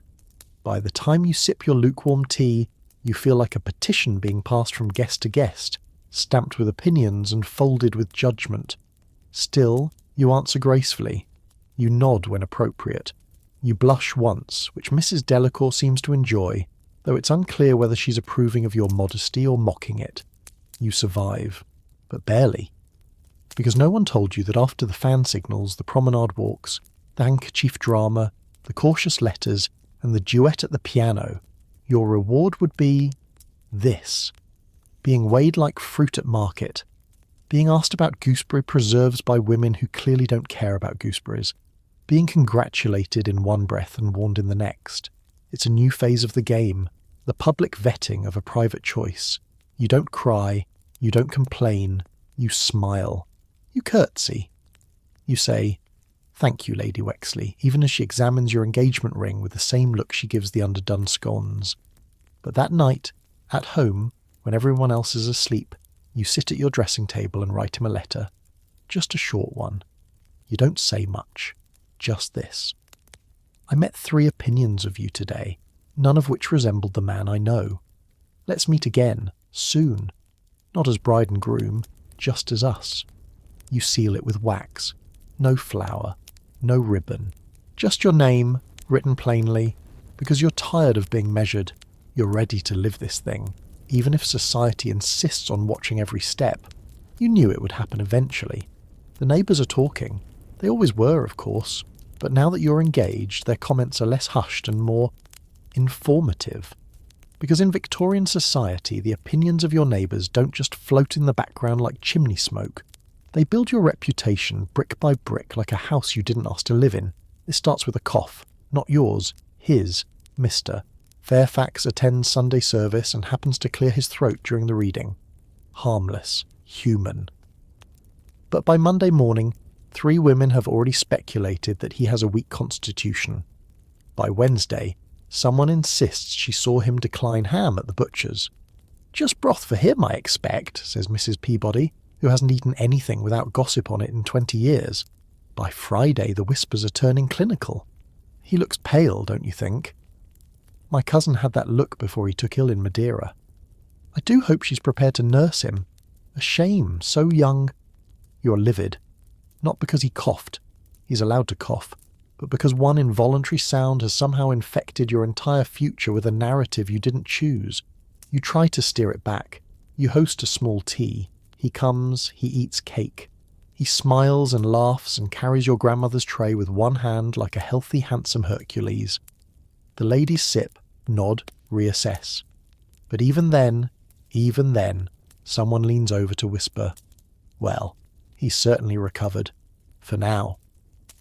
You begin to understand something brutal about your world. Facts don't matter nearly as much as impressions. The truth can be spotless, but if someone glimpses it in the wrong light, it'll still be branded ruined. And the worst part, it's not just his health under inspection. You, your posture, your expressions, your tone. One offhand laugh, too loud, too bright, and the ladies begin wondering if you're flighty, if you're modern, if perhaps Mr. Fairfax should have chosen someone quieter, someone paler, someone who doesn't walk with such purpose down the high street. You once smiled too widely at the grocer when he made a joke about rutabagas. That became a full week's worth of whispers about whether you were encouraging attention from tradesmen. It's exhausting. You now walk like you're being painted, speak like you're being recorded, sit like you're balancing all your worth on the edge of a teacup, because you kind of are. And yet, there's something empowering in this strange awareness, because while the neighbours are watching, you're watching them back. You notice who smiles genuinely and who smiles like a predator, who compliments your dress with admiration and who does it with barbs sewn into the seams. You stop trying to correct the rumours. Instead, you start shaping your own version of the story. You speak clearly in shops. You walk with your chin lifted. You wear lilac, even though someone once whispered it's unbecoming for dark hair. And when someone raises an eyebrow at Mr. Fairfax's perfectly normal silence during dinner, you say, "Some men talk less. They're too busy listening." You don't need everyone to love you. You just need them to respect the shape you've taken, even if they only see the silhouette you cast through the lace curtains. The trouble with neighbourly whispers is that they echo. You hear them in the clink of a teacup, in the pause before someone answers your greeting, in the way Mrs. Delacourt's brows rise half an inch too high when you mention your wedding plans have shifted by a week, only a week, due to the seamstress's calendar. "A week, is it?" she says, her smile stretched like a too-tight corset. "I do hope nothing's unravelling." You smile back, sweet, polite, hollow. Because you now understand that once the neighbourhood decides to narrate your life, you can't wrest the pen from their hands. You can only write better lines than they do. Still, it gets to you sometimes, especially when your father returns from his club with raised eyebrows about a conversation someone had regarding Mr. Fairfax's financial situation. Or when your youngest cousin, barely 12, asks at supper whether you'll still be allowed to wear white if the wedding is delayed again. You excuse yourself from the table. In the hallway, you stare at the wallpaper. Peonies. Too cheerful. You breathe, quietly, and remind yourself that every woman you've ever admired, your aunt, your grandmother, even Lady Wexley and her formidable tower of lace, has gone through this. The tightening of social rope, the petty tug-of-war between affection and expectation. But knowing it doesn't make it easier. You visit Mr. Fairfax that Thursday. Your chaperone brings her embroidery. You bring your composure. He meets you in the drawing room, and for the first time in days your smile feels real. Because here, in this quiet between the rustle of a newspaper and the gentle tick of the clock, you remember something essential. They don't actually know you. They know the shape of you, the idea of you. They know the story they've stitched together from glimpses, what you wore at market, how loudly you laughed at church, how many letters you received last month. But he knows your real laugh, the one that escapes when you're caught off guard. He knows the poem you underlined twice in your favourite book. He knows how you like your tea when you're tired, how you pretend not to like gingerbread so no one makes you eat too much of it, how you once confessed in a whisper that you don't believe in luck, but you might believe in timing. You sit beside him, not touching of course, and discuss nothing very important. The weather, the neighbour's terrible new fencing, a book neither of you have finished. But underneath it all there's that hum again, that steady, silent thing that no one else can see. Understanding. Let them whisper. Let them wonder. Let them stitch your name into stories that sag under the weight of their own invention. Because when the time comes, and you walk down the aisle under the high summer sun, it won't be their gazes that matter. It'll be his, and yours, and the quiet promise you've both been building, not through performance, but through patience. You're warned once, softly, and then again more pointedly. Mind the company you keep, because now that you're engaged, you no longer belong solely to yourself. You're half of a future household, a woman with a name soon to be changed, and with it your position. Every glance you exchange, every acquaintance you entertain, especially those of the wrong sort, may be seen as a reflection not only of your judgment, but of his, and so you tread carefully, which is why, when you find yourself standing beside Eliza Harland at the edge of the garden party, you freeze for just a moment. Eliza, lovely, bold, beautifully tragic Eliza, who once nearly married a barrister's son but instead ran away with a music teacher.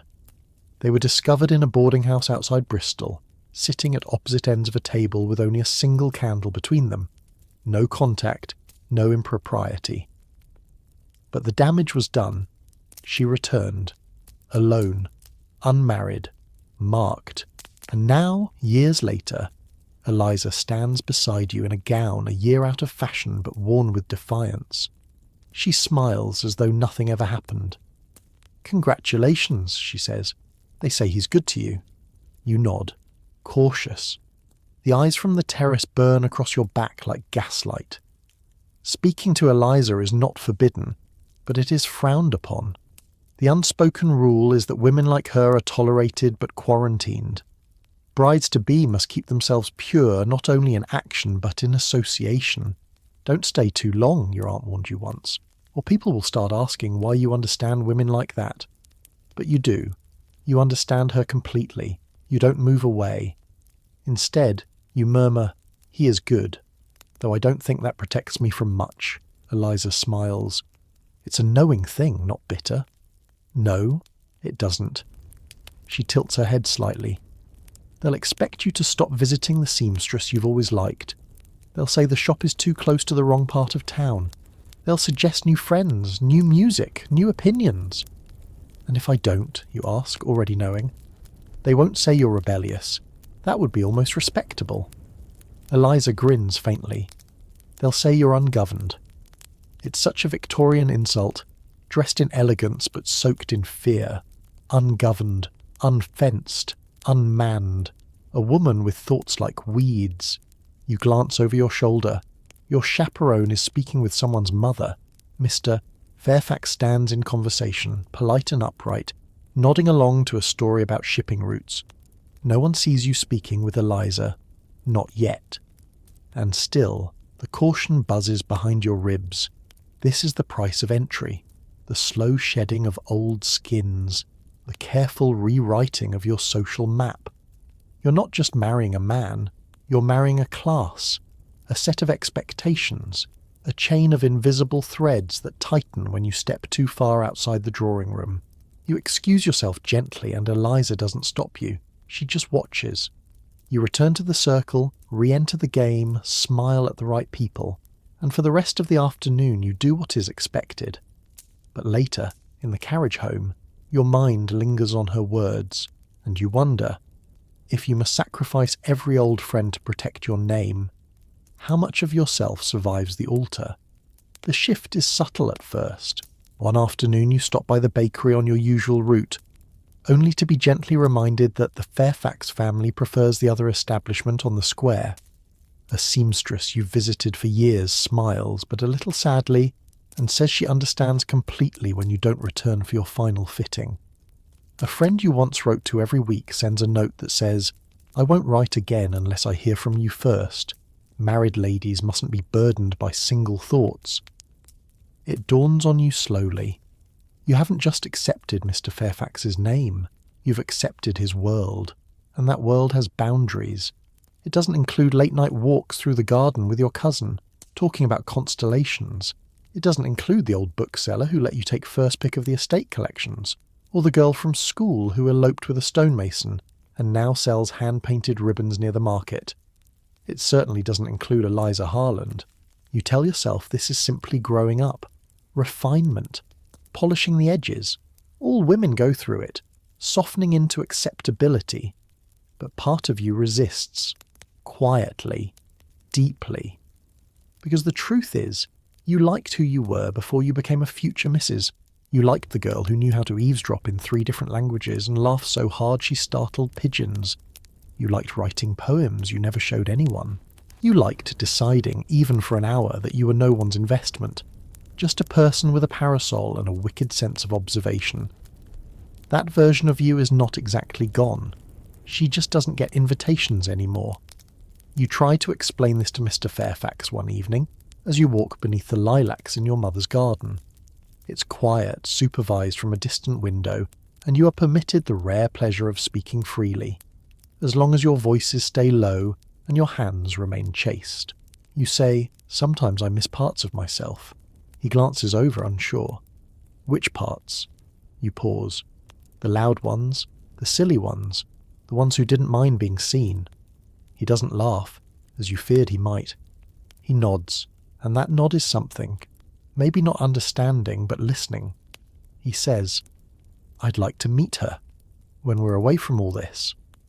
You don't reply at once, but later, you tuck that moment away somewhere quiet and private, just like you once tucked your fan, your letters, your handkerchiefs. Because the strangest part of Victorian courtship isn't what it demands from you at the beginning. It's what it quietly expects you to leave behind at the end. And if you're not careful, you do. Not all at once, not with ceremony, but in pieces, at tea parties, in invitations you decline, in conversations you sidestep, in the people you quietly stop answering. You'll stand one day in a house with your name on the door, and you might not recognize the girl who got you there, unless you remember to carry her with you, even if only in secret, even if only in the way you pause before saying yes. You'd think that after navigating fan signals, gossiping neighbours, lace curtain surveillance and a terrifyingly symbolic locket, the hardest part of Victorian courtship would be over. You would be wrong, because now comes the dowry negotiation, and suddenly love has a price tag. You're not in the room when it happens, of course. Victorian daughters are kept far away from the arithmetic of their own futures, but you feel the shift in the household air, like a summer storm gathering just out of sight.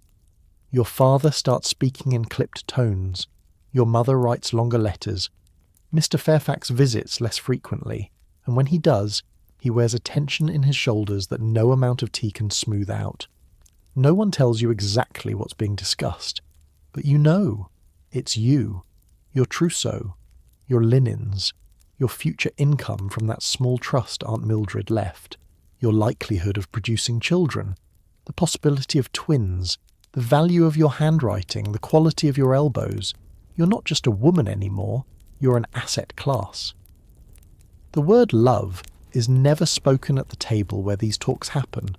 Instead, phrases like reasonable arrangement, mutually agreeable, and suitable terms float through the walls and settle in your ears like dust. You overhear your uncle say, "It's not a large estate, but the boy's sensible, steady." You want to scream. You want to shout, "The boy reads Keats aloud and once made a joke about the shape of a potato. He's not a ledger." But you don't, because no one asks for your voice during the arithmetic phase. And then, one night, your mother enters your room holding a folded paper and a look that's hard to read. "It's been settled," she says softly. You ask nothing. You just nod, like a ship acknowledging the wind. Because what is there to ask? What was the final number? How much are you worth? The next morning the staff begin preparing. Linen is inspected, silver is polished, the seamstress is summoned for final fittings. You're no longer a bride in waiting, you're a bride in transaction. But something about it itches, not just emotionally but philosophically. because all this time the courtship felt like a dance. Awkward, yes, frustrating, but full of subtle power.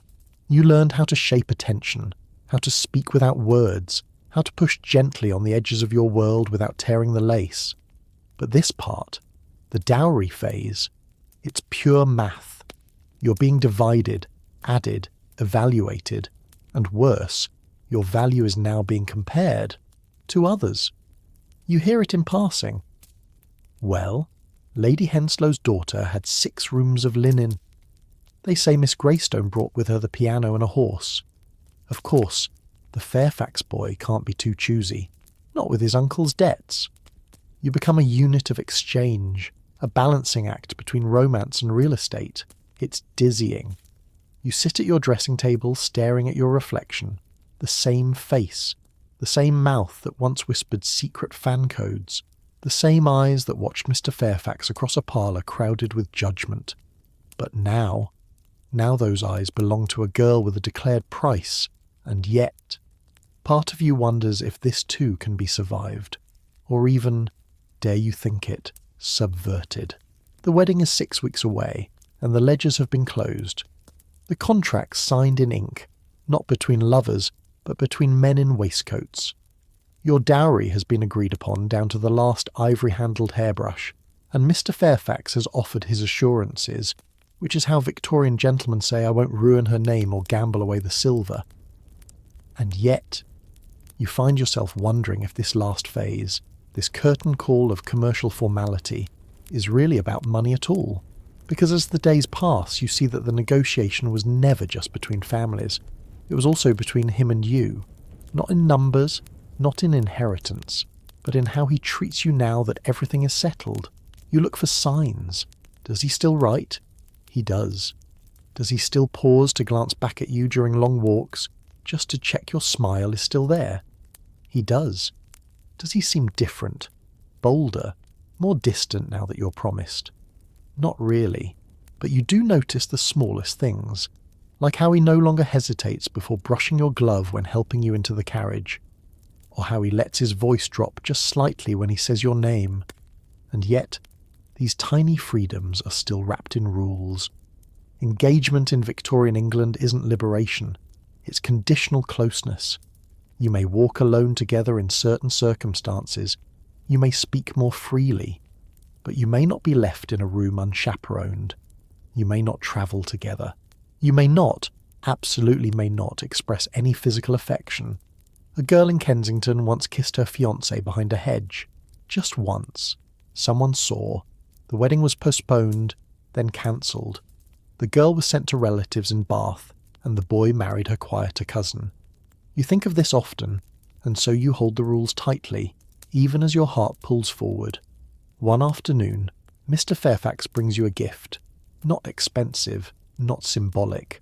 A book, a small leather-bound collection of botanical sketches. "I thought you'd enjoy these," he says, almost shy. The margins looked like your kind of space. Your kind of space. Not just a gift, then. A gesture of understanding.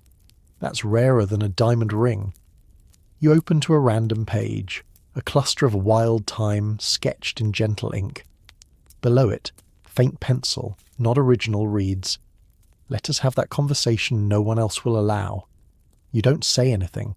You just look up at him. Because that's what you've been trying to do this whole time. Have that conversation, not in letters, not in glances, but honestly, plainly. As two people whose futures have been bound by families and fabric and florists, but who still choose each other day by day. You lend him a look that says yes. He returns one that says I know. No witnesses, no scandal. Just a quiet exchange between two people who have endured layers of ritual and still, somehow, come out on the other side with affection intact. The dowry may be settled, but your real agreement is just beginning. You don't expect the proposal to come like this. Not because it's late. On the contrary, it's precisely on schedule. After the promenade, the fan flirtations, the calling cards, the carefully chaperoned piano duets, the letters, the locket, the walk by the pond, the bouquet of bluebells, and the signature on the dowry contract. This is the logical next step. No, It surprises you because of how impersonal it is. It's Tuesday. Damp, dull, too cold for roses and too warm for fires. You're seated in the drawing room, embroidering something you'll never finish. Your mother enters with that look on her face, the one that means a man is here, and it isn't the chimney sweep. "Mr. Fairfax would like a word," she says, her voice carefully level. "In the study." The study, not the drawing room, not the conservatory where you first learned he hated rhubarb jam, not the piano bench where your hands met over middle C. No, this moment, the one every girl is told to dream of, takes place in your father's book-lined negotiation chamber, a room that smells of pipe smoke and leather and contracts. You enter. He stands, perfectly pressed, one glove off, holding his hat awkwardly in both hands. The clock ticks. Your father is present, of course. He always is for business matters. Your chaperone pretends to check the bookshelf for something useful, like the duties of gentlemen when expressing matrimonial intentions. He clears his throat, and then, with all the solemnity of a solicitor delivering a land deed, he says, "Miss your surname. I've come to ask for your hand. With your father's permission and blessing, I would consider it the highest honour if you would agree to be my wife. That's it. No flowers, no kneeling, no trembling lip, just a proposal by proxy, a script. Memorised and recited like a verse from a book of etiquette. You try to smile. You do. Because you know that this is how it must be done. The rules say so. Dignity, restraint, decorum, and yet you feel strangely hollow. You accept, of course, with grace and thanks and a voice pitched exactly between enthusiasm and modesty. Your father nods. Your chaperone doesn't even look up. And Mr. Fairfax? He breathes a quiet sigh of relief, as if he'd just passed a difficult exam. A few moments later, you are left alone in the study. No one lingers. No one congratulates. No one offers you champagne or a biscuit or even a moment to absorb what just happened. You stand in the centre of the room, surrounded by maps of counties and framed naval commissions. It smells of dust and success and paper. You're newly promised, engaged, the future Mrs. Fairfax, and you feel nothing except a faint tug, a whisper, a small aching hope that somewhere, someday, he'll say it again. Not to your father, not for the room, but to you. Without gloves, without speeches. Just you, and him, and the truth. The ring arrives later that evening, not with fanfare, but tucked neatly inside a velvet box hand-delivered by his manservant. It's beautiful, not extravagant, not ostentatious, just beautiful. A pale sapphire, clear as morning frost, framed in a halo of tiny pearls. You're told it belonged to his grandmother. The note enclosed is short, in his neat, careful script. I hope it fits. I imagine it will. You want to smile. You try to. But your fingers hesitate over the lid longer than they should, because the truth is, you're still waiting for the proposal you didn't quite get. "Oh," he asked. "Officially, formally, respectably, but not personally. Not the way you imagined all these years. Not the way the novels promised. You'd pictured something different. A whisper in a moonlit garden. A tremble in the voice. Perhaps even a single word said wrong in a moment of nervous honesty. You would have forgiven anything, as long as it felt real. Instead, you received a transaction. Signed, sealed, and emotionally unremarkable. Still, you try to anchor yourself in the practicalities. You place the ring on your finger, it fits, of course. Because he was right. He imagines you perfectly. He has, all along. Knows your taste in books, your opinion on boiled beef, your quiet dislike of brass buttons. Knows how to walk beside you without crowding, how to listen without pretending to solve. So why are you standing here with a sapphire on your hand, feeling like a polished antique left out in the rain? Your mother taps gently at the door. "Shall we tell the cook?" she asks. You nod. Yes. It's official now. The next morning the announcements begin. Not the grand published kind, those will follow, but the social chain of gentle revelation. A note here, a call there, the polite snowball of congratulations passed from parlour to parlour. And as the news spreads, something shifts. Strangers smile at you in the street. Shopkeepers say Mrs. Fairfax with a glimmer of pride. A woman you barely know sends a jar of quince jam with a ribbon and a note that reads, "May sweetness follow you always." You're becoming someone else now. Not entirely by choice, but not unwillingly either. And then, just when you've accepted that the proposal you imagined will remain a fantasy, it happens. Not on bended knee, not in front of a crowd, but quietly and entirely on his terms. You're walking together the following Thursday along a side path lined with bare rose bushes. It's chill enough for gloves, but your hands are warm. He says softly without ceremony, "I wish I could have asked you differently. That day." You pause. He continues, voice low, "I would have liked to, but your father was very present, and the study does not invite poetry." You laugh. Just once. He glances at you. "Would you have said yes if I'd asked you in the orchard instead?" You look at him. Not Mr. Fairfax the suitor, not the shadow of a family name, just him, and you say, "I would have said yes if you asked me with muddy boots and a bent daisy." His smile this time is not measured, and though no one is watching, and no bouquet has been offered, and the ring is already on your hand, this is the real proposal. It happens faster than you expect. You're not sure who sees it, or how they know, but within 2 days of the orchard walk someone whispers, "Did you hear? They were seen alone. Not in a scandalous location, not in moonlight or behind a hedge, just on a path, in broad daylight, walking too far ahead of the chaperone perhaps, or laughing too freely, or, horror of horrors, lingering when they thought no one was watching. And just like that, your engagement becomes fragile. Not because you did anything wrong, but because a kiss was rumoured to have occurred. A rumour, not a fact, not a confession. A flicker of suggestion, passed from one bonneted whisper to another. And in the world you live in, that's enough to threaten everything. Your mother is furious, not at you, but at the situation. Did you let him touch your hand? No. Did anyone see anything? No. But they're saying, I know what they're saying. She sighs and sits down heavily. We'll have to get ahead of it. And so the machinery begins. Letters are written. Visits are arranged. A neighbour is invited to tea with witnesses.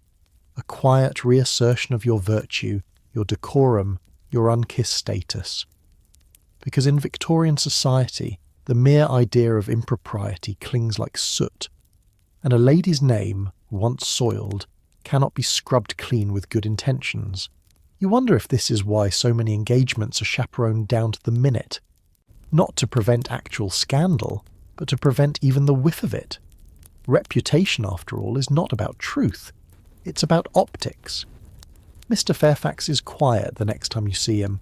He's not cold, but he's distant, measured. You can see it in the way he hesitates before sitting beside you, in how he glances at the door more often than your eyes, in the way he touches the brim of his hat twice before saying goodbye. He's spooked, not by you, by the stakes. You can hardly blame him. He's seen what gossip does. His cousin was jilted after a similar rumour, something about a look exchanged in a conservatory. The engagement was broken. The girl was married off to someone in the provinces. The boy never recovered his good standing in London. All that from a look. And this is more than a look. So you do what's expected. You sit a little straighter. You speak a little softer. You return to safer topics.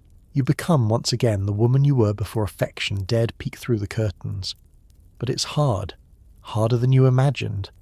Because now that you've glimpsed something real, a closeness that felt like honesty, it's exhausting to perform politeness again, to wrap your words in lace and tuck your feelings behind embroidery hoops. You miss the version of you that laughed too loudly in the orchard. You miss him when he wasn't afraid.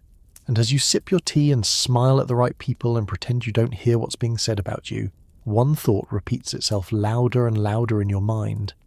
It was just a rumour, just a whisper, and yet it might unravel everything. The crisis, as it turns out, is not solved by logic, denial, or carefully arranged tea invitations. It's solved by a hat, more specifically by Lady Pomeroy's hat, the towering monstrosity of velvet and feathers that collapses dramatically during Sunday service, right in the middle of the vicar's homily. It wobbles like a sick heron, topples forward, and lands squarely on the lap of Mrs. Earnshaw, who lets out a shriek that echoes through the entire church.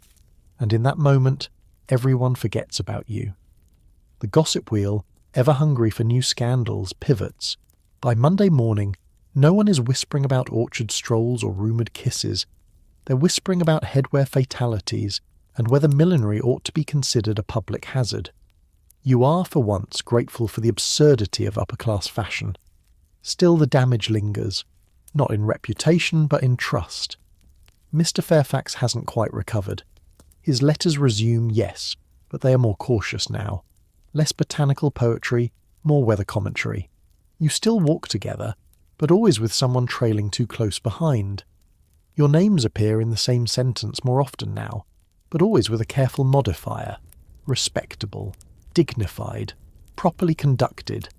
You have been sanitized, and it makes you ache in a way you cannot explain to anyone.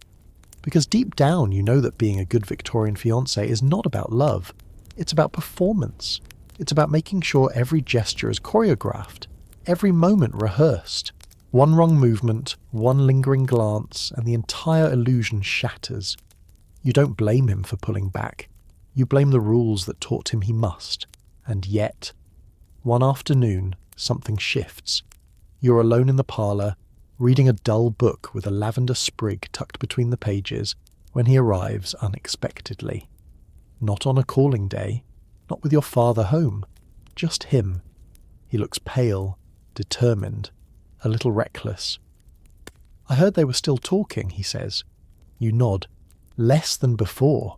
He hesitates. "Still, it shouldn't matter." "It does," you reply softly. "To them." "To me it doesn't," he says. "You're not a scandal. You're not a story. You're you." You set the book down. He takes one step closer, eyes searching yours. "No one ever told me," he continues, voice quieter now, "that doing the right thing would feel so much like holding something precious at arm's length." You don't speak. You just rise, cross the distance between you, and stand very still. Your hands don't touch, your eyes do.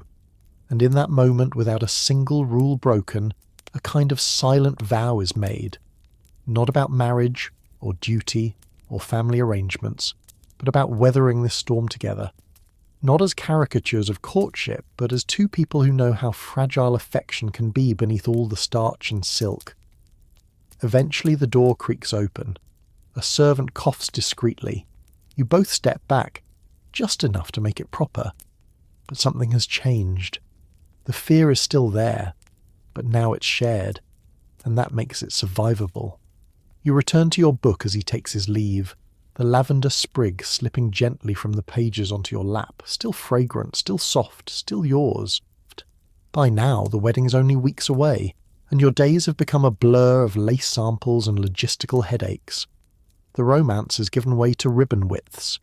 You spend your mornings discussing petal colours with the florist, your afternoons nodding through consultations with a seamstress who only speaks in hemline metaphors, and your evenings replying to relatives you've never met who insist on contributing unsolicited advice about beef consommé. Victorian weddings are not intimate affairs. They are productions, and as the bride, you're not simply a participant. You are the centrepiece, the symbol, the finely powdered focal point of a tightly choreographed day. There are lists, so many lists, guests, gifts, gowns, gloves, seating charts made with the strategic precision of a war general. The vicar must be consulted on sermon length. The menu must include at least 2 types of fowl. The wine must be imported from the exact region where your mother's cousin's husband once fainted from sunstroke in 1842. and hovering over all of it is one unspoken rule. You must not complain, because a complaining bride is an ungenteel bride, and ungenteel brides do not make good wives. So you smile and nod, and accept that your opinion on centerpieces is less important than your ability to appear composed while someone else chooses them for you. Mr. Fairfax tries to help. He does. But grooms in Victorian England are not expected to plan. They are expected to appear. He offers polite suggestions when asked, and attends fittings with visible discomfort. He once brings you a tiny sketch of a wedding arch made of twining ivy and wild rosemary, his attempt to inject something real into an otherwise manufactured process. You keep the sketch folded in your glove drawer. It feels like a secret, a soft rebellion against all the protocol. But despite the chaos, there are flickers of something lovely beneath the surface. Like the morning you catch your reflection mid-laugh while trying on veils, and, for a fleeting second, you look like someone who might actually enjoy being adored. Or the moment your youngest cousin, age 7, asks if your dress will make you float. You tell her yes, just a little. But in the quiet hours, when the fittings are done and the servants are gone and you're alone with the lavender sachets and pins in your hair, you feel something else pressing at the edge of your heart. A question. Not, do I love him? You do, or at least you believe you could, fully, in time.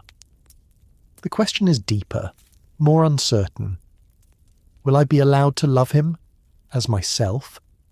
Not as the veiled, powdered, regulated version, but as you, laughing in the orchard, blushing in the parlour, unfiltered, unarranged. That version of you has been quiet lately. You wonder if she'll be invited to the wedding. As the wedding approaches, the pressure tightens like a corset one eyelet too snug. There's the dress rehearsal. Not for the ceremony, mind you, but for the photographs. Victorian wedding portraits are solemn affairs. You're expected to appear statuesque, unblinking, and utterly devoid of joy. After all, smiling in a photo is far too modern. You spend nearly an hour adjusting your posture on a velvet settee, while a man with a walrus moustache arranges your train like he's fluffing the wings of a taxidermy swan. Mr. Fairfax sits beside you, equally rigid, as if preparing for a duel rather than a honeymoon. You may blink now, the photographer finally says. You weren't sure you'd stopped. That night you lie awake, still half laced into your corset, hair damp from the weight of too many pins. Your mother knocks softly at the door. She doesn't enter, just leaves a small folded bundle on your dresser. You rise, fingers aching, and unwrap it. It's your great-aunt's embroidered handkerchief, soft, old cotton, edges worn nearly translucent. Pinned to it is a note in your mother's handwriting. For the moment, just before the moment. You stare at the words for a long time. It's not exactly affection, not quite tenderness, but it's a recognition, a quiet offering, an acknowledgement that something enormous is about to change, and not even the most ironclad etiquette can cushion the emotional weight of it. The next day, the final fittings begin. You're measured, tightened, adjusted, polished. There's powder in your eyes and wax flowers in your hair. You nod through instructions, how to walk, where to pause, which hand to extend when accepting congratulations. Your train is long enough to trip a horse. Through it all, you begin to feel less like a bride and more like a symbol, a vessel of expectation, a stitched-up promise being paraded from one household to another. It's only when you step into your private dressing room, curtains drawn, candles flickering low, that you catch a glimpse of yourself in the mirror. And there she is, that version of you who's been quiet. She looks back at you, not solemn, not demure, not perfectly composed, but present, a little nervous, a little hopeful. Still you? You touch the mirror lightly, half wondering if she'll disappear.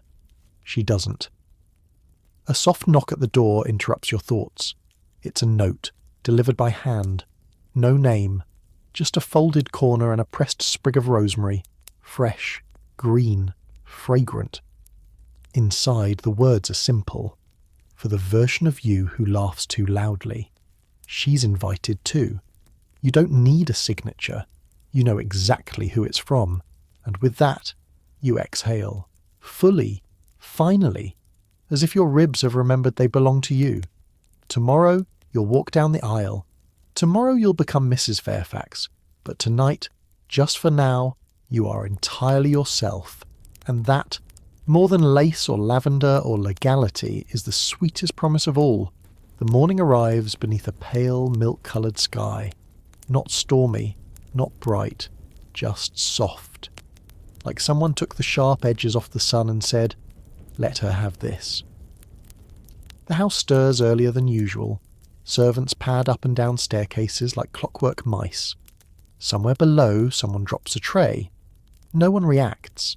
You sit at your vanity, not yet dressed, wrapped in the same robe you've worn since girlhood. It smells faintly of starch and lavender. Today, it fits a little differently. Not tighter. Just final. They said you'd feel like a princess. You don't. You feel like a guest in your own reflection. There's a knock. Your cousin enters carrying the wedding dress like a relic. She handles it with both arms, reverent as a nun with a sacred text. No talking, just ceremony. Layers upon layers of white, ivory silk, bone stays, pearl buttons that require a second pair of hands and the patience of a saint. Victorian wedding dresses aren't made for movement. They're made for admiration, static, distant admiration. You're meant to be beheld, not embraced. And yet, for all its stiffness, it's beautiful. Not in the frilly way, but in the way it transforms you. Suddenly everyone looks at you differently, like you've become part of something ancient and sacred. A walking statue of matrimonial intent. You step into your shoes, white satin with little bows. You clutch your bouquet of myrtle and orange blossom. You glance in the mirror one last time. There she is again. Still you, but standing taller now. A footman delivers the final detail. The veil. It smells faintly of dust and rosewater. It once belonged to your grandmother. Legend says she fainted halfway down the aisle from how tightly her corset was laced. You promise yourself not to repeat that performance. Then, something strange. Your mother arrives, dressed in plum silk, eyes watery but composed, and reaches for your hand. She doesn't adjust your gown or ask about the flowers or remind you of your posture. She just holds your fingers and says very quietly, "You're allowed to be frightened." You hadn't realized until now that you were, because everyone told you this was joy, that this day was perfection, that everything you'd ever dreamed of as a little girl was wrapped up in this one ceremony. But they never mentioned the quiet panic that hums just beneath your ribcage, the feeling of being watched, weighed, witnessed. You want to cry, but not out of sadness, just from the bigness of it all. The carriage waits outside. Horses paw at the gravel. Somewhere, the church bells begin their slow, grand chime. You draw the veil over your face. It mutes the world. You're no longer a girl in a dress. You're a bride in a procession, and the walk has begun. The carriage creaks along the cobbled street, each turn drawing you closer to the church and further from the quiet life you knew. Inside, it smells of old velvet and lemon oil. You sit across from your father, who for once says nothing at all. He fidgets with his gloves. You fidget with your bouquet. Outside, faces blur past. Neighbours, distant cousins, townsfolk craning their necks to glimpse the dress. Not you, necessarily.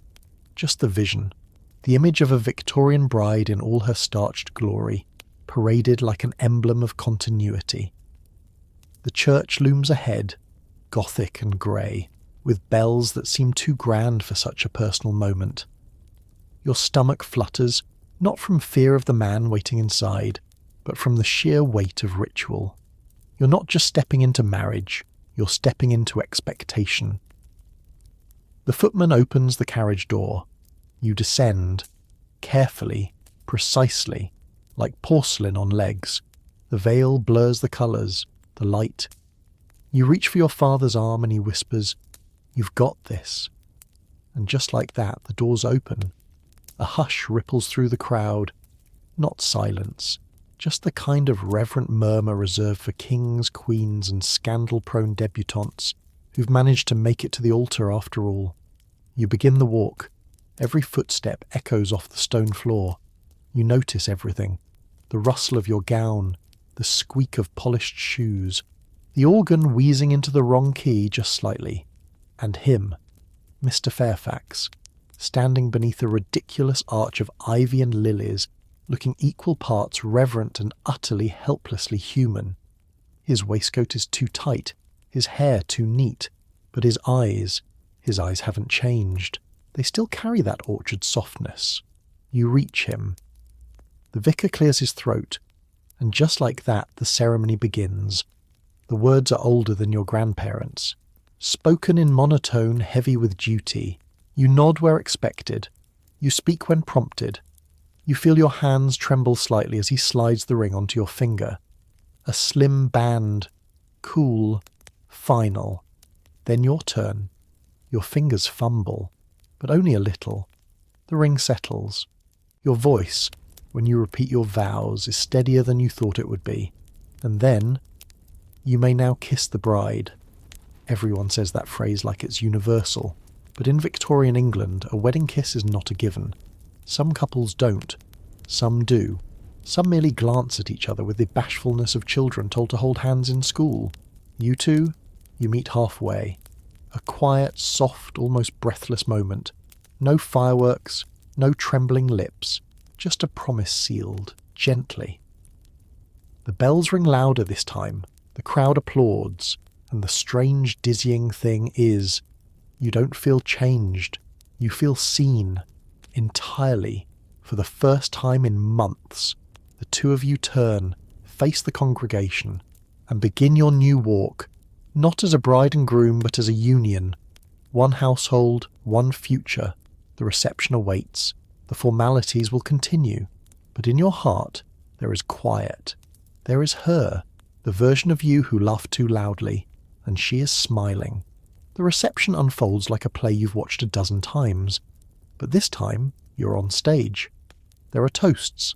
So many toasts. Most delivered by red-faced uncles or old friends of your father, who address you like a prized cow at auction. A fine girl, well brought up. Fairfax has done well for himself. You smile. You nod. You sip a bit too quickly from your second glass of champagne. Victorian wedding feasts are elaborate affairs.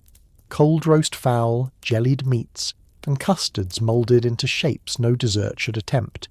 You barely eat. No one expects you to. The bride is ornamental today, not hungry. Mr. Fairfax, Arthur now, sits beside you, his posture slightly more relaxed than it was at the altar. He catches your hand beneath the table just once. A quick squeeze, not a scandalous touch, just anchor. The room swirls with music, conversation, perfume. Everything is too warm. You retreat once or twice to the garden to breathe.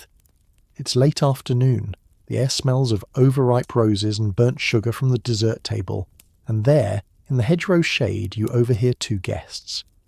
I give it a year, one says, with the tone of a man who bets on horses. You don't flinch, not visibly, because this too is part of the Victorian Courtship contract. The scrutiny does not end at the vows. If anything, it intensifies. You are now Mrs. Fairfax, and every domestic success or misstep will be tallied against you. No children in a year? Whispers. Too many children?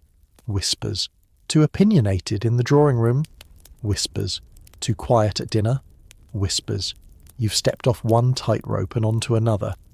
But there's a kind of peace in knowing the rules now. You've memorized the choreography. You know how to nod at the right moment, how to steer a conversation back to flowers or recipes or how you met. That last one is a favourite. It gets asked at least a dozen times that evening. You invent a dozen answers. At the county picnic, at a reading of Tennyson, over a spilled lemonade. None of them are lies. They're all tiny truths folded into something palatable, something that fits the lace and pearls. But as night settles, and the lamps glow soft and amber, and the music slows to a waltz that no one under 60 can manage without wheezing. You and Arthur find each other again. He takes your hand, no fanfare, no announcement, just, "Shall we?" And you do. You dance finally for yourselves. No one watches, or if they do, they let you be. Your gown whispers along the floor. His hand is warm at your back, and for one long suspended minute the world fades. No rules, no rumours, no obligations, just two people moving in rhythm. You rest your head near his collar and think, maybe this is the real ceremony.